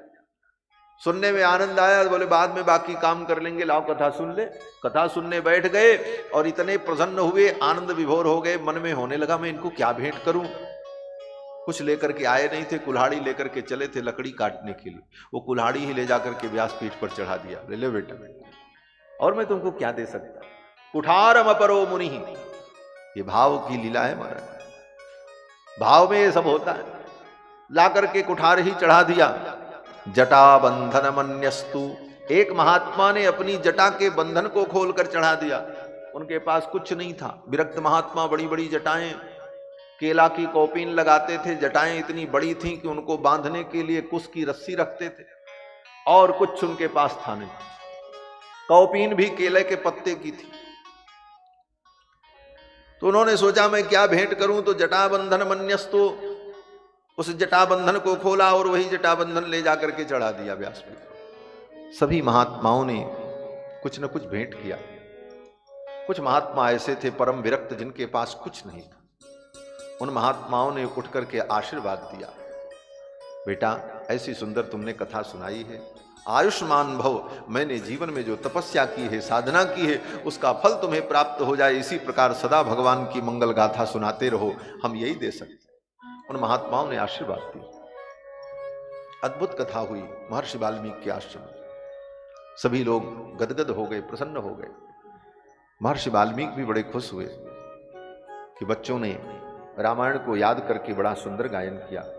महर्षि वाल्मीकि ने कहा बेटा अब इस कथा को आगे चल करके गायन करना है, लेकिन किसी मंडप में बैठकर, किसी व्यासपीठ पर बैठ करके नहीं, गलियों में घूम घूम करके। कुश और लौ ने कहा प्रभु कहां पर? महर्षि वाल्मीकि ने कहा नैमिषारण्य में, अयोध्या नरेश रघुनंदन श्री राम का अश्वमेध यज्ञ चल रहा है। उस अश्वमेध यज्ञ में चल करके घूम घूम करके गलियों में इस काव्य का तुम्हें गायन करना है। और सब सिखा दिया महर्षि वाल्मीकि कि बेटा वहां चल करके गायन करना। तुम्हारी इस कथा को सुनकर के अगर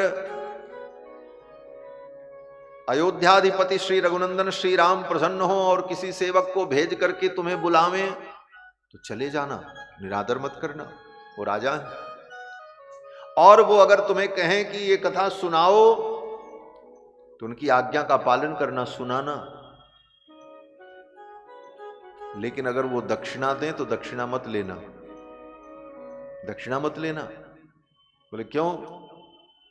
गुरुजी ने कहा नहीं, कह देना कि हम तपस्वी हैं, महात्मा हैं, हमारे गुरु की आज्ञा नहीं है और हम दक्षिणा नहीं लेंगे। सब सिखा करके तैयार करके महर्षि वाल्मीकि लवकुश को लेकर के गए और नैमिषारण्य में भगवान श्री राम का अश्वमेध यज्ञ चल रहा था। उसी अश्वमेध यज्ञ में घूम घूम करके कुश और लव गलियों में यत्र तत्र राम कथा का गायन करने लगे। अब तो सुन करके लोग भाव विभोर हो गए, पीछे पीछे लोग चलने लगे। इतनी सुंदर कथा सुना रहे, जहां वो जाएं वहीं भीड़ चली जाए साथ में। उधर से भगवान श्री राम रथ पर बैठ करके आ रहे थे। राम जी ने देखा, रथ्यासुराज मार्गेशु ददर्श भरताग्रज। भरताग्रज श्री रघुनंदन ने देखा इतनी भीड़ और ये बालक ऐसा सुंदर गायन कर रहे हैं। अपने सेवकों से कहा, जाओ इनको आदर पूर्वक बुला करके ले आओ। और कुश और लौ को बुलाया, दरबार में लेकर के आए और भगवान श्री राम ने कहा कि ऐसी सुंदर कथा जो आप गा रहे हो, ये यहां मेरे दरबार में सुनाओ, हम सभी लोग बैठ करके सुनेंगे। अब तो भगवान की अनुमति पाकर के कुश और लौ दोनों भाई भगवान श्री राम के दरबार में इस कथा को सुना रहे हैं। यही इसकी भूमिका है। और भगवान ने भी अपने समस्त भाइयों को, अनुजों को आदेश दिया, उवाच लक्ष्मणम राम शत्रुघ्नम भरतम तथा। लक्ष्मण को, शत्रुघ्न को, भरत को, सबको कहा, आओ सब लोग बैठो और कथा श्रवण करो। कुमार लक्ष्मण भरत शत्रुघ्न तीनों माताएं और भी जितने मंत्री हैं, परिजन पुरजन हैं, सबको भगवान श्री राम ने बैठाया, कहा सब लोग बैठ करके कथा सुनो। राम जी के दरबार में संपूर्ण परिवार विराजमान हुआ और कुश लौ दोनों भाई राम कथा का गायन करने लगे। और जब गायन प्रारंभ हुआ तो ततस्तुतौ राम वच प्रचोदिता वगायताम मार्ग विधान संपदा सचापि राम परिषद्गतः सनई बुभूषया सक्तमना बभूव। भगवान श्री राम भी अपने सिंहासन से उठ करके आकर के भूमि पर बैठ गए और इस कथा को दत्तचित्त होकर के श्रवण करने लगे। सर्वप्रथम भगवान श्री राम के दरबार में कुश और लौ ने अयोध्या की महिमा का वर्णन किया। अयोध्या क्या है? लौ कुश ने बड़ा सुंदर वर्णन किया है अयोध्या की महिमा का, कि अयोध्या धाम साक्षात भगवान का ही स्वरूप है। अयोध्या में और अयोध्या नाथ में कोई अंतर नहीं है। और ऐसे भी सिद्धांत तो यही है कि भगवान का नाम, भगवान का रूप, भगवान की लीला, भगवान का धाम, चारों सच्चिदानंद विग्रह। रामस्य नाम रूपम च लीला धाम परात्परम एतच्चतुष्टयम नित्यम सच्चिदानंद विग्रहम। भगवान का नाम, रूप, लीला, धाम, ये चारों, ये चतुष्टय सच्चिदानंद विग्रह। तो भगवान का धाम श्री अयोध्या धाम, अयोध्या नाथ ही। और भगवान शंकर ने तो कहा भी कि अयोध्या च पर ब्रह्म सरयू सगुण पुमान तन्निवासी जगन्नाथ सत्यम सत्यम वदाम्यहम। अयोध्या च पर ब्रह्म, अयोध्या साक्षात पर ब्रह्म का स्वरूप है। सरयू सगुण पुमान, सरयू जी सगुण ब्रह्म है। और तन्निवासी, अयोध्या में निवास करने वाले जीव जंतु प्राणी कहते हैं जगन्नाथ, वो भगवान जगन्नाथ के स्वरूप है। सत्यम सत्यम वदाम्यहम, भगवान शंकर कहते हैं मैं सत्य सत्य कहता हूं, वे जगन्नाथ के स्वरूप है। ऐसी अयोध्यापुरी का वर्णन किया। अयोध्यापुरी के भूगोल का वर्णन किया कि 3 योजन विस्तीर्ण, 12 योजन लंबी, आयता 10 द्वेच श्रीमती 3 विस्तीर्णा, 12 योजन लंबी 3 योजन चौड़ी अयोध्यापुरी। जिस अयोध्या की 3 दिशाओं को, पश्चिम, उत्तर और पूर्व को अवगुंठित करती हुई भगवती सरयू पुण्य सलिला प्रवाहित होती। मत्स्य के आकार की ये पूरी अयोध्यापुरी देवताओं के द्वारा भी वंदनीय और पूज्य है। अष्टचक्रा नवद्वारा देवानाम पूह अयोध्या, 8 चक्र और 9 द्वारों से युक्त देवताओं की ये पुरी अयोध्या। अयोध्यापुरी का बड़ा सुंदर वर्णन किया। अयोध्यापुरी में बड़ी बड़ी उच्च अट्टालिकाएं, अयोध्यापुरी में बड़े बड़े उद्योगपति, बड़े बड़े व्यापारी, बड़े बड़े विद्वान ब्राह्मण, सभी वर्णों के लोग अपने स्वधर्म का पालन करते हुए, अपने अपने धर्म के अनुकूल आचरण करते हुए अयोध्या में निवास करते। इस प्रकार अयोध्यापुरी की महिमा का वर्णन किया। और फिर लौकुश ने दशरथ जी का वर्णन किया है कि श्री दशरथ जी महाराज परम धर्मात्मा तस्याम पुर्याम अयोध्यायाम वेदविद सर्वसंग्रह, अयोध्या में सर्वसंग्रह जिनके पास सब कुछ है,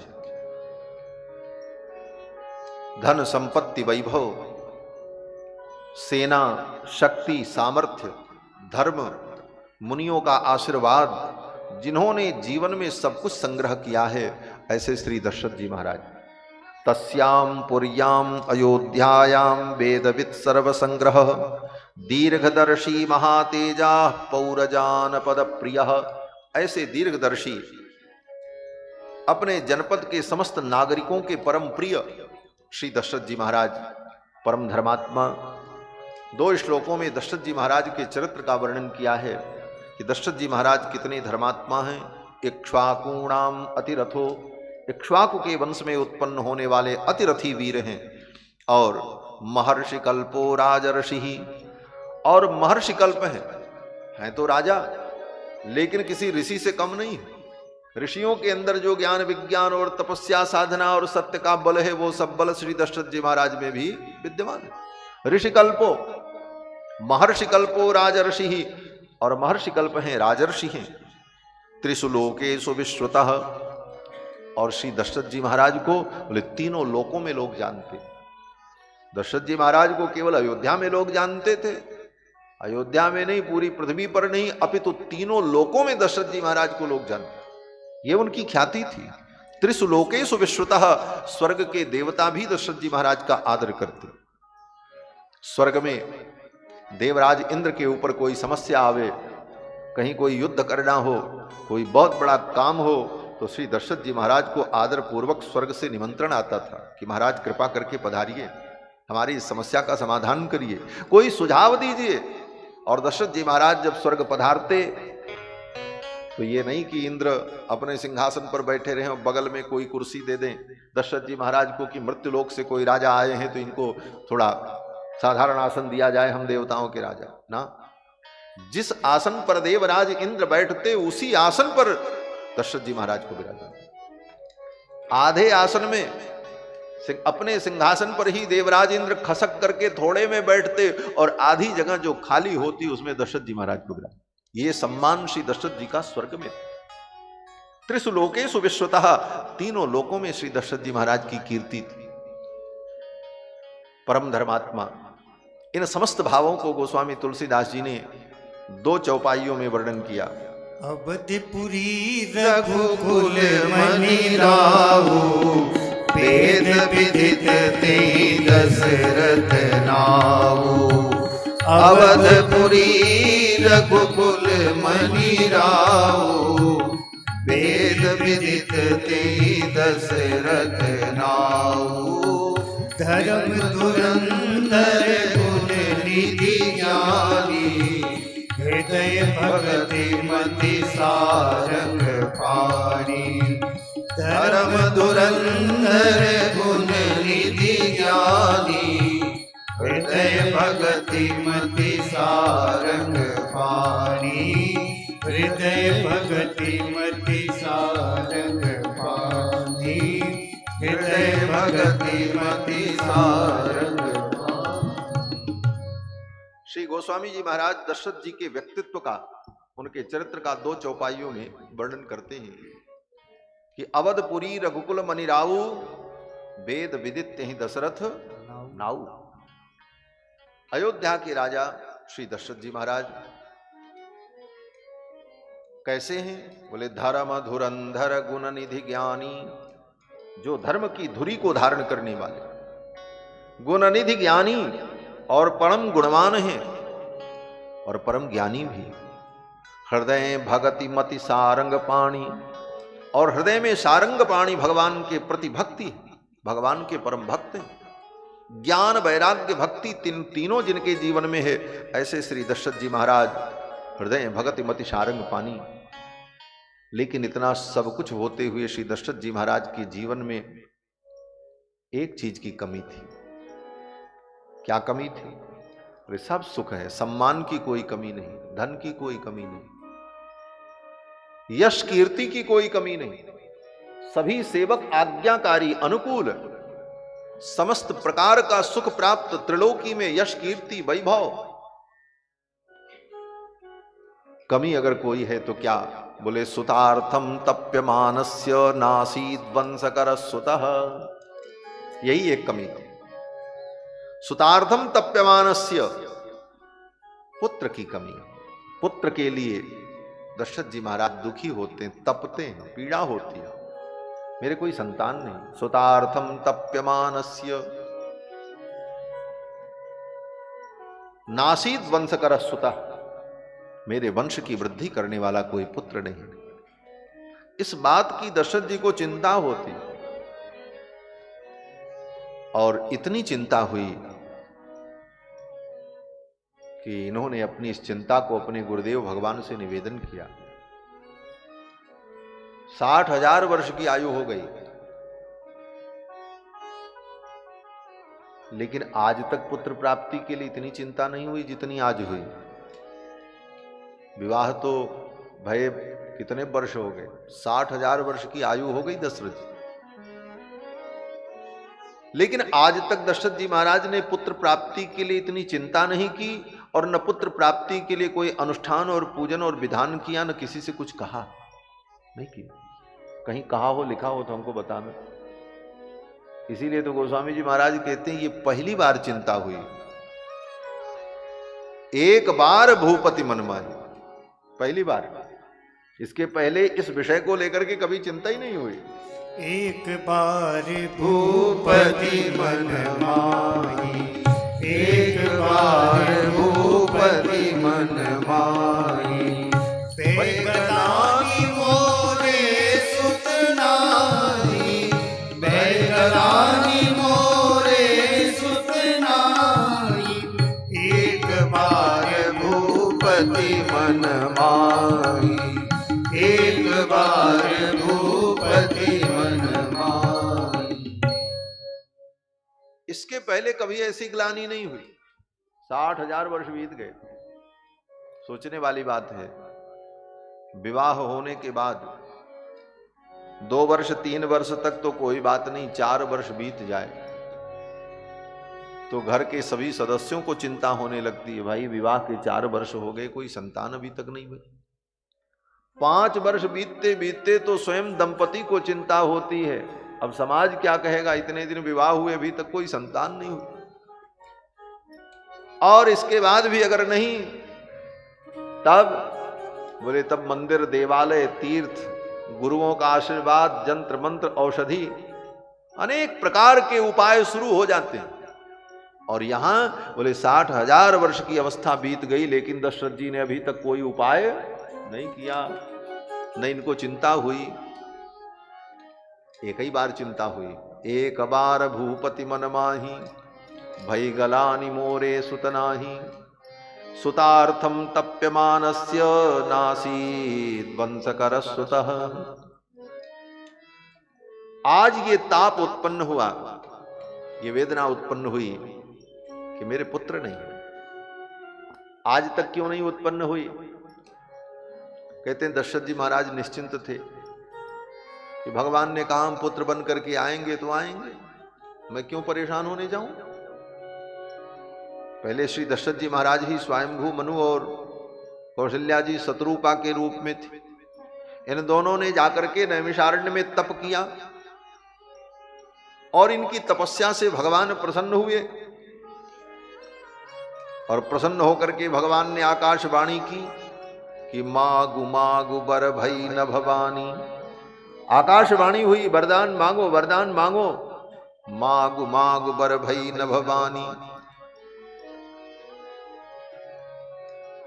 तो स्वयंभू मनु और शत्रुपा ने उस वाणी को जब सुना, भगवान की वाणी को, आकाशवाणी को, वो वाणी ही इतनी मधुर और इतनी दिव्य थी कि वाणी कान में गई, और उस वाणी का चमत्कार कि वृद्ध स्वयंभू मनु और शत्रुपा राजकाज छोड़ करके आए थे, 23,000 वर्ष तप किया था, पूरा शरीर सूख गया था, केवल हड्डियां बची थी। लेकिन भगवान की वो मधुर वाणी कान में गई तो महाराज स्वस्थ हो गए। मृतक जियावन गिरा सुहाई, मृतक जियावन गिरा सुहाई, श्रवण रंग हुए उर जब आई, श्रवण रंग हुए उर जब आई, हृष्ट पुष्ट तन भये सुहाए, हृष्ट पुष्ट तन भये सुहाए, मानव अभय भवन रे आए, मानव अभय भवन रे आए, मृतक जियावन गिरा सुहाई, मृतक जियावन गिरा सुहाई। भगवान की वाणी कैसी? बोले मृतक जियावन गिरा सुहाई, मुर्दे को भी जिंदा कर दे। बोले मुर्दे को भी जिंदा कर देने की विशेषता, बोले अमृत से भी बड़ी विशेषता है। अमृत की विशेषता क्या है? बोले जिंदा पी ले तो मुर्दा नहीं होगा, लेकिन भगवान की वाणी तो ऐसी है कि मुर्दे के कान में चली जाए तो मुर्दा भी उठ करके बैठ जाए। मृतक जियावन गिरा सुहाई, श्रवण रंध्र भय उर जब आए, हृष्ट पुष्ट तन भये सुहाए, मानो अवई भवन्ते आए, मानो अभी चल करके आ रहे महल से। बड़ी प्रसन्नता हुई। स्वयंभू मनु और शत्रुपा ने विचार किया, जिनकी वाणी इतनी मधुर होगी, ये वाणी जिस मुख कमल से निकली होगी वो मुख कमल कितना मधुर होगा, उस मुख कमल के अधर कितने मधुर होंगे, उनका मुखमंडल कितना सुंदर होगा, उनकी आंखें कितनी मनोहर होंगी, जिनकी वाणी इतनी दिव्य। मैं तो अब कुछ नहीं चाहता, अब तो बस उन्हीं को देखना ही चाहता हूं। जिसकी ये वाणी है उसका मुझे दर्शन हो जाए, ये लालसा उत्पन्न हो गई। और स्वयं वो मनु और शत्रुपा ने कहा भगवान से, प्रभो अब तो हम आपका दर्शन करना चाहते हैं, और कोई वरदान नहीं, पहले तो आप अपना दर्शन दिखाओ हमें। भगवान ने कहा मांग मांगो बर भई नवबानी, वरदान मांगो वरदान मांगो। तो वाणी सुनकर के इतने आनंदित हुए स्वयं वो मनु और शत्रुपा ने कहा हम तो आपका दर्शन करना चाहते हैं। भगवान ने कहा किस रूप में दर्शन करोगे, किस रूप में मैं दर्शन दूं? क्योंकि भगवान का कोई निश्चित रूप नहीं, भक्त की भावना के अनुकूल ही भगवान का रूप प्रकट होता है। यद्यद् धियात उर्गाय विभावयन्ति तत्तद् बपु प्रणय से सदनुग्रहाय। भगवान ने कहा किस रूप में मैं दर्शन दूं? तो स्वयं वो मनु और शत्रुपा ने कहा कि जो स्वरूप बस शिव मन माही, जहि कारण मुनि जतन कराही, जो भुसुंडि मन मानस हंसा, सगुन अगुन जहि निगम प्रशंसा, देखई हम स्वरूप भरि लोचन, कृपा करो प्रणतारति मोचन। हे भगवान, जो स्वरूप भगवान शिव के हृदय में विराजमान रहता है, काग भुसुंड जी जिस रूप का ध्यान करते हैं, सगुन प्रभु कृपा निधाना, विश्ववास प्रगटे भगवाना, नील सरोरु नीलमणि, नील नीर घन श्याम, लाजहि तनु शोभा निरख कोटि कोटि शतकाम। कोटि कोटि कंदर्प दर्प दलन पटियान, भगवान श्री रघुनंदन भगवती। स्वयंभू मनु और शत्रुपा ने प्रणाम किया। भगवान ने कहा मांगो। क्या मांगोगे? मेरा दर्शन अमोघ है, मांग लो जो मांगना चाहो, संकोच छोड़ करके मांगो। सकुच बिहाय मांग नृप मोही, संकोच छोड़ करके मुझसे मांग लो। मोरे मेरे लिए कुछ भी अदेय नहीं, मोरे कछु अदेय नहीं तो ही, आपके लिए कुछ अदेय नहीं, जो मांगोगे मैं दूंगा। तो स्वयंभू मनु ने विचार किया, इनसे क्या मांगू? इनसे मांगने की बातें भगवान से मांगू कि भगवान को मांगू? और भगवान से मांगने के चक्कर में ही भगवान से दूर हो जाता। भगवान से मत मांगो, भगवान को ही मांगो। भगवान से मांगोगे तो वो वस्तु भगवान से भिन्न होगी, और भगवान से भिन्न कोई भी वस्तु सुख नहीं दे सकती। सुख निधान तो भगवान है, सुख तो ठाकुर के चरणों में है। इसलिए सुखी होना चाहते हो तो भगवान से मत मांगो, भगवान को ही मांगो। भगवान से भगवान को मांग लो। और यही कहा स्वयंभू मनु ने कि चाहूं तुम ही समान सुत प्रभु सन कवन दुराव। आपके समान हमें पुत्र हो, आप ही मेरे पुत्र बन जाओ। भगवान ने कहा कि जाओ, चिंता मत करो, मैं वचन देता हूं, मैं आपका पुत्र बन करके आऊंगा,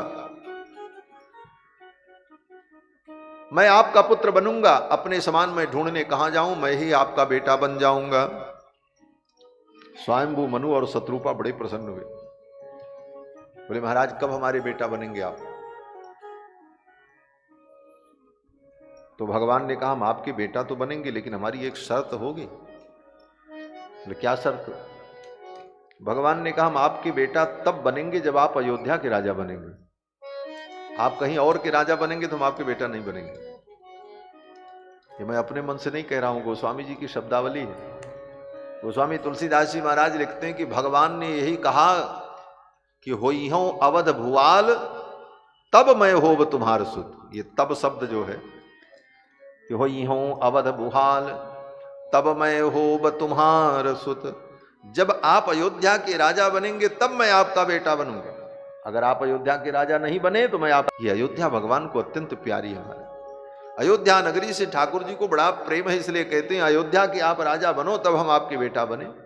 हम अयोध्या के राजा के पुत्र कहलाना चाहते हैं। तो वही स्वयंभू मनु और शत्रुपा दशरथ कौशल्या के रूप में प्रकट है।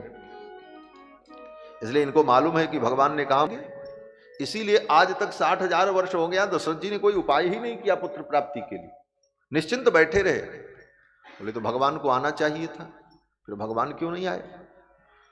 बोले भगवान भी सोच रहे थे, ठाकुर जी इनके पुत्र बन करके आना तो चाहते हैं, तैयारी करके भगवान बैठे हैं, पूरी योजना बन गई है, क्या क्या करना है, चल करके कैसी कैसी लीला करनी है। लेकिन आने की भूमिका तैयार होने पर भी भगवान अभी तक आ नहीं। ये था कि भगवान विचार कर रहे थे कि कम से कम ये अपने गुरु जी के चरण में जाए, तो एक बार जाकर के गुरु जी से निवेदन तो करें। ही भगवान की प्राप्ति हो जाए तो संसार में फिर किसी को गुरु की जरूरत ही क्यों पड़ेगी, फिर तो गुरु की महिमा ही खत्म हो जाएगी। तो गुरु की महिमा बनी रहे, गुरु की महिमा को बनाए रखने के लिए, गुरु की महिमा को प्रकट करने के लिए मानो भगवान विलंब कर रहे थे कि ये जब अपने गुरु जी के पास जाएंगे और गुरु जी की कृपा होगी, गुरु जी आदेश करेंगे कि हाँ अब यज्ञ करो, अनुष्ठान करो और तुम्हें सफलता मिलेगी, तब मेरा चलना उचित होगा। इसीलिए भगवान प्रतीक्षा कर रहे थे और आज वो स्थिति सृजित हो गई। और अंत में श्री दशरथ जी महाराज ने जाकर के अपने गुरुदेव से निवेदन कर ही दिया। यहां तो वर्णन है कि सभा में ही गुरुदेव बैठे थे, वहीं सभा में ही श्री दशरथ जी महाराज ने गुरुदेव भगवान से कहा, मम लालप्यमानस्य सुतार्थम नास्ति वै सुखम, मम लालप्यमानस्य सुतार्थम नास्ति वै सुखम। हे गुरुदेव, आपकी कृपा से मुझे सब सुख प्राप्त हुआ, लेकिन पुत्र सुख प्राप्त नहीं हुआ।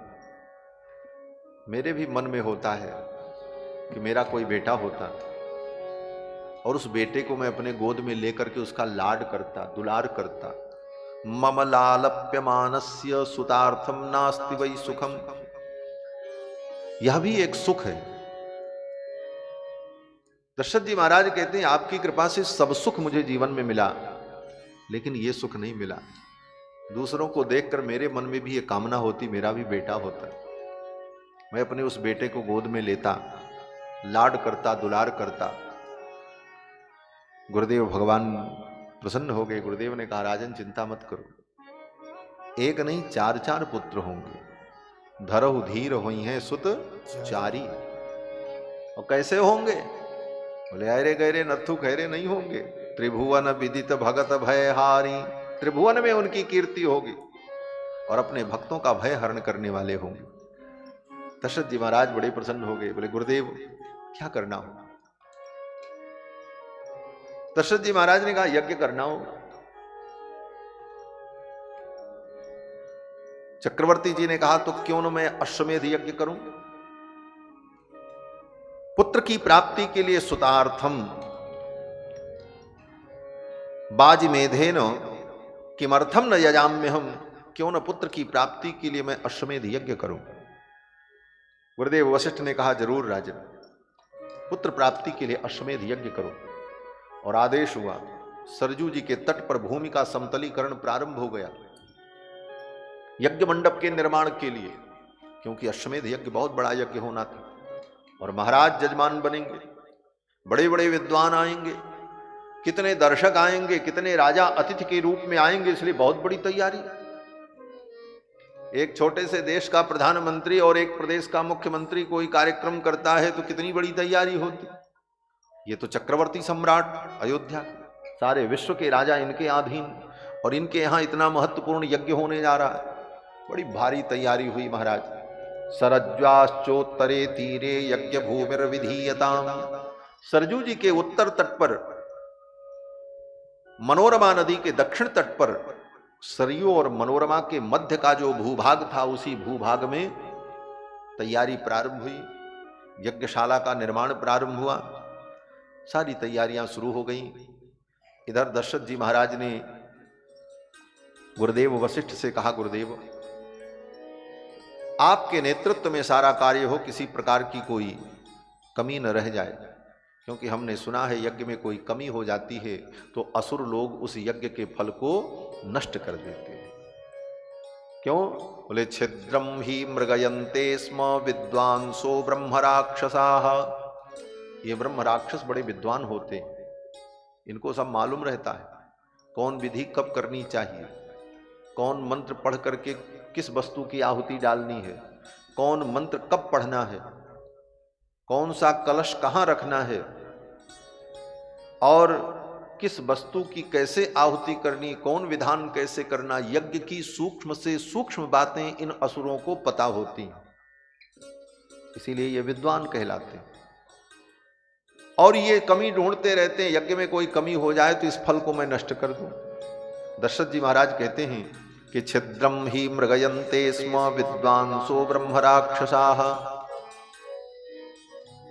ये ब्रह्म राक्षस छिद्र को ढूंढते रहते हैं, कमी को ढूंढते रहते हैं, और कमी मिल गई तो क्या करते हैं? बोले यज्ञ के फल को नष्ट कर देते हैं। विधिहीनस्य यज्ञस्य सद्यः कर्ता विनश्यति। विधि से हीन यज्ञ होने पर उस कर्ता का विनाश हो जाता है, उस यज्ञ के फल का विनाश हो जाता है।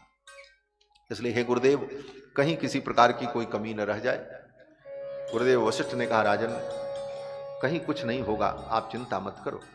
गुरुदेव वशिष्ठ के नेतृत्व में यज्ञ की तैयारी प्रारंभ हो गई। तब तक सुमंत्र जी महाराज आ गए।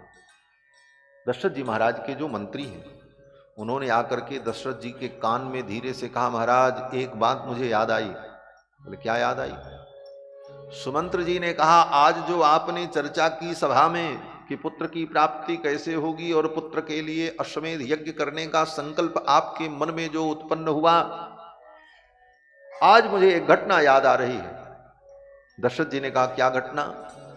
तो सुमंत्र जी महाराज कहते हैं, सनत कुमारो भगवान पूर्वम कथितवान कथाम। आज से बहुत पहले की बात है कि एक बार भगवान सनत कुमार की सभा में बड़े बड़े महर्षि लोग आए थे और मैं भी वहां उपस्थित था। और वहां उन महर्षियों ने भगवान सनत कुमार से चर्चा की कि दशरथ जी महाराज जो चक्रवर्ती सम्राट हैं, परम धर्मात्मा हैं, उनको पुत्र की प्राप्ति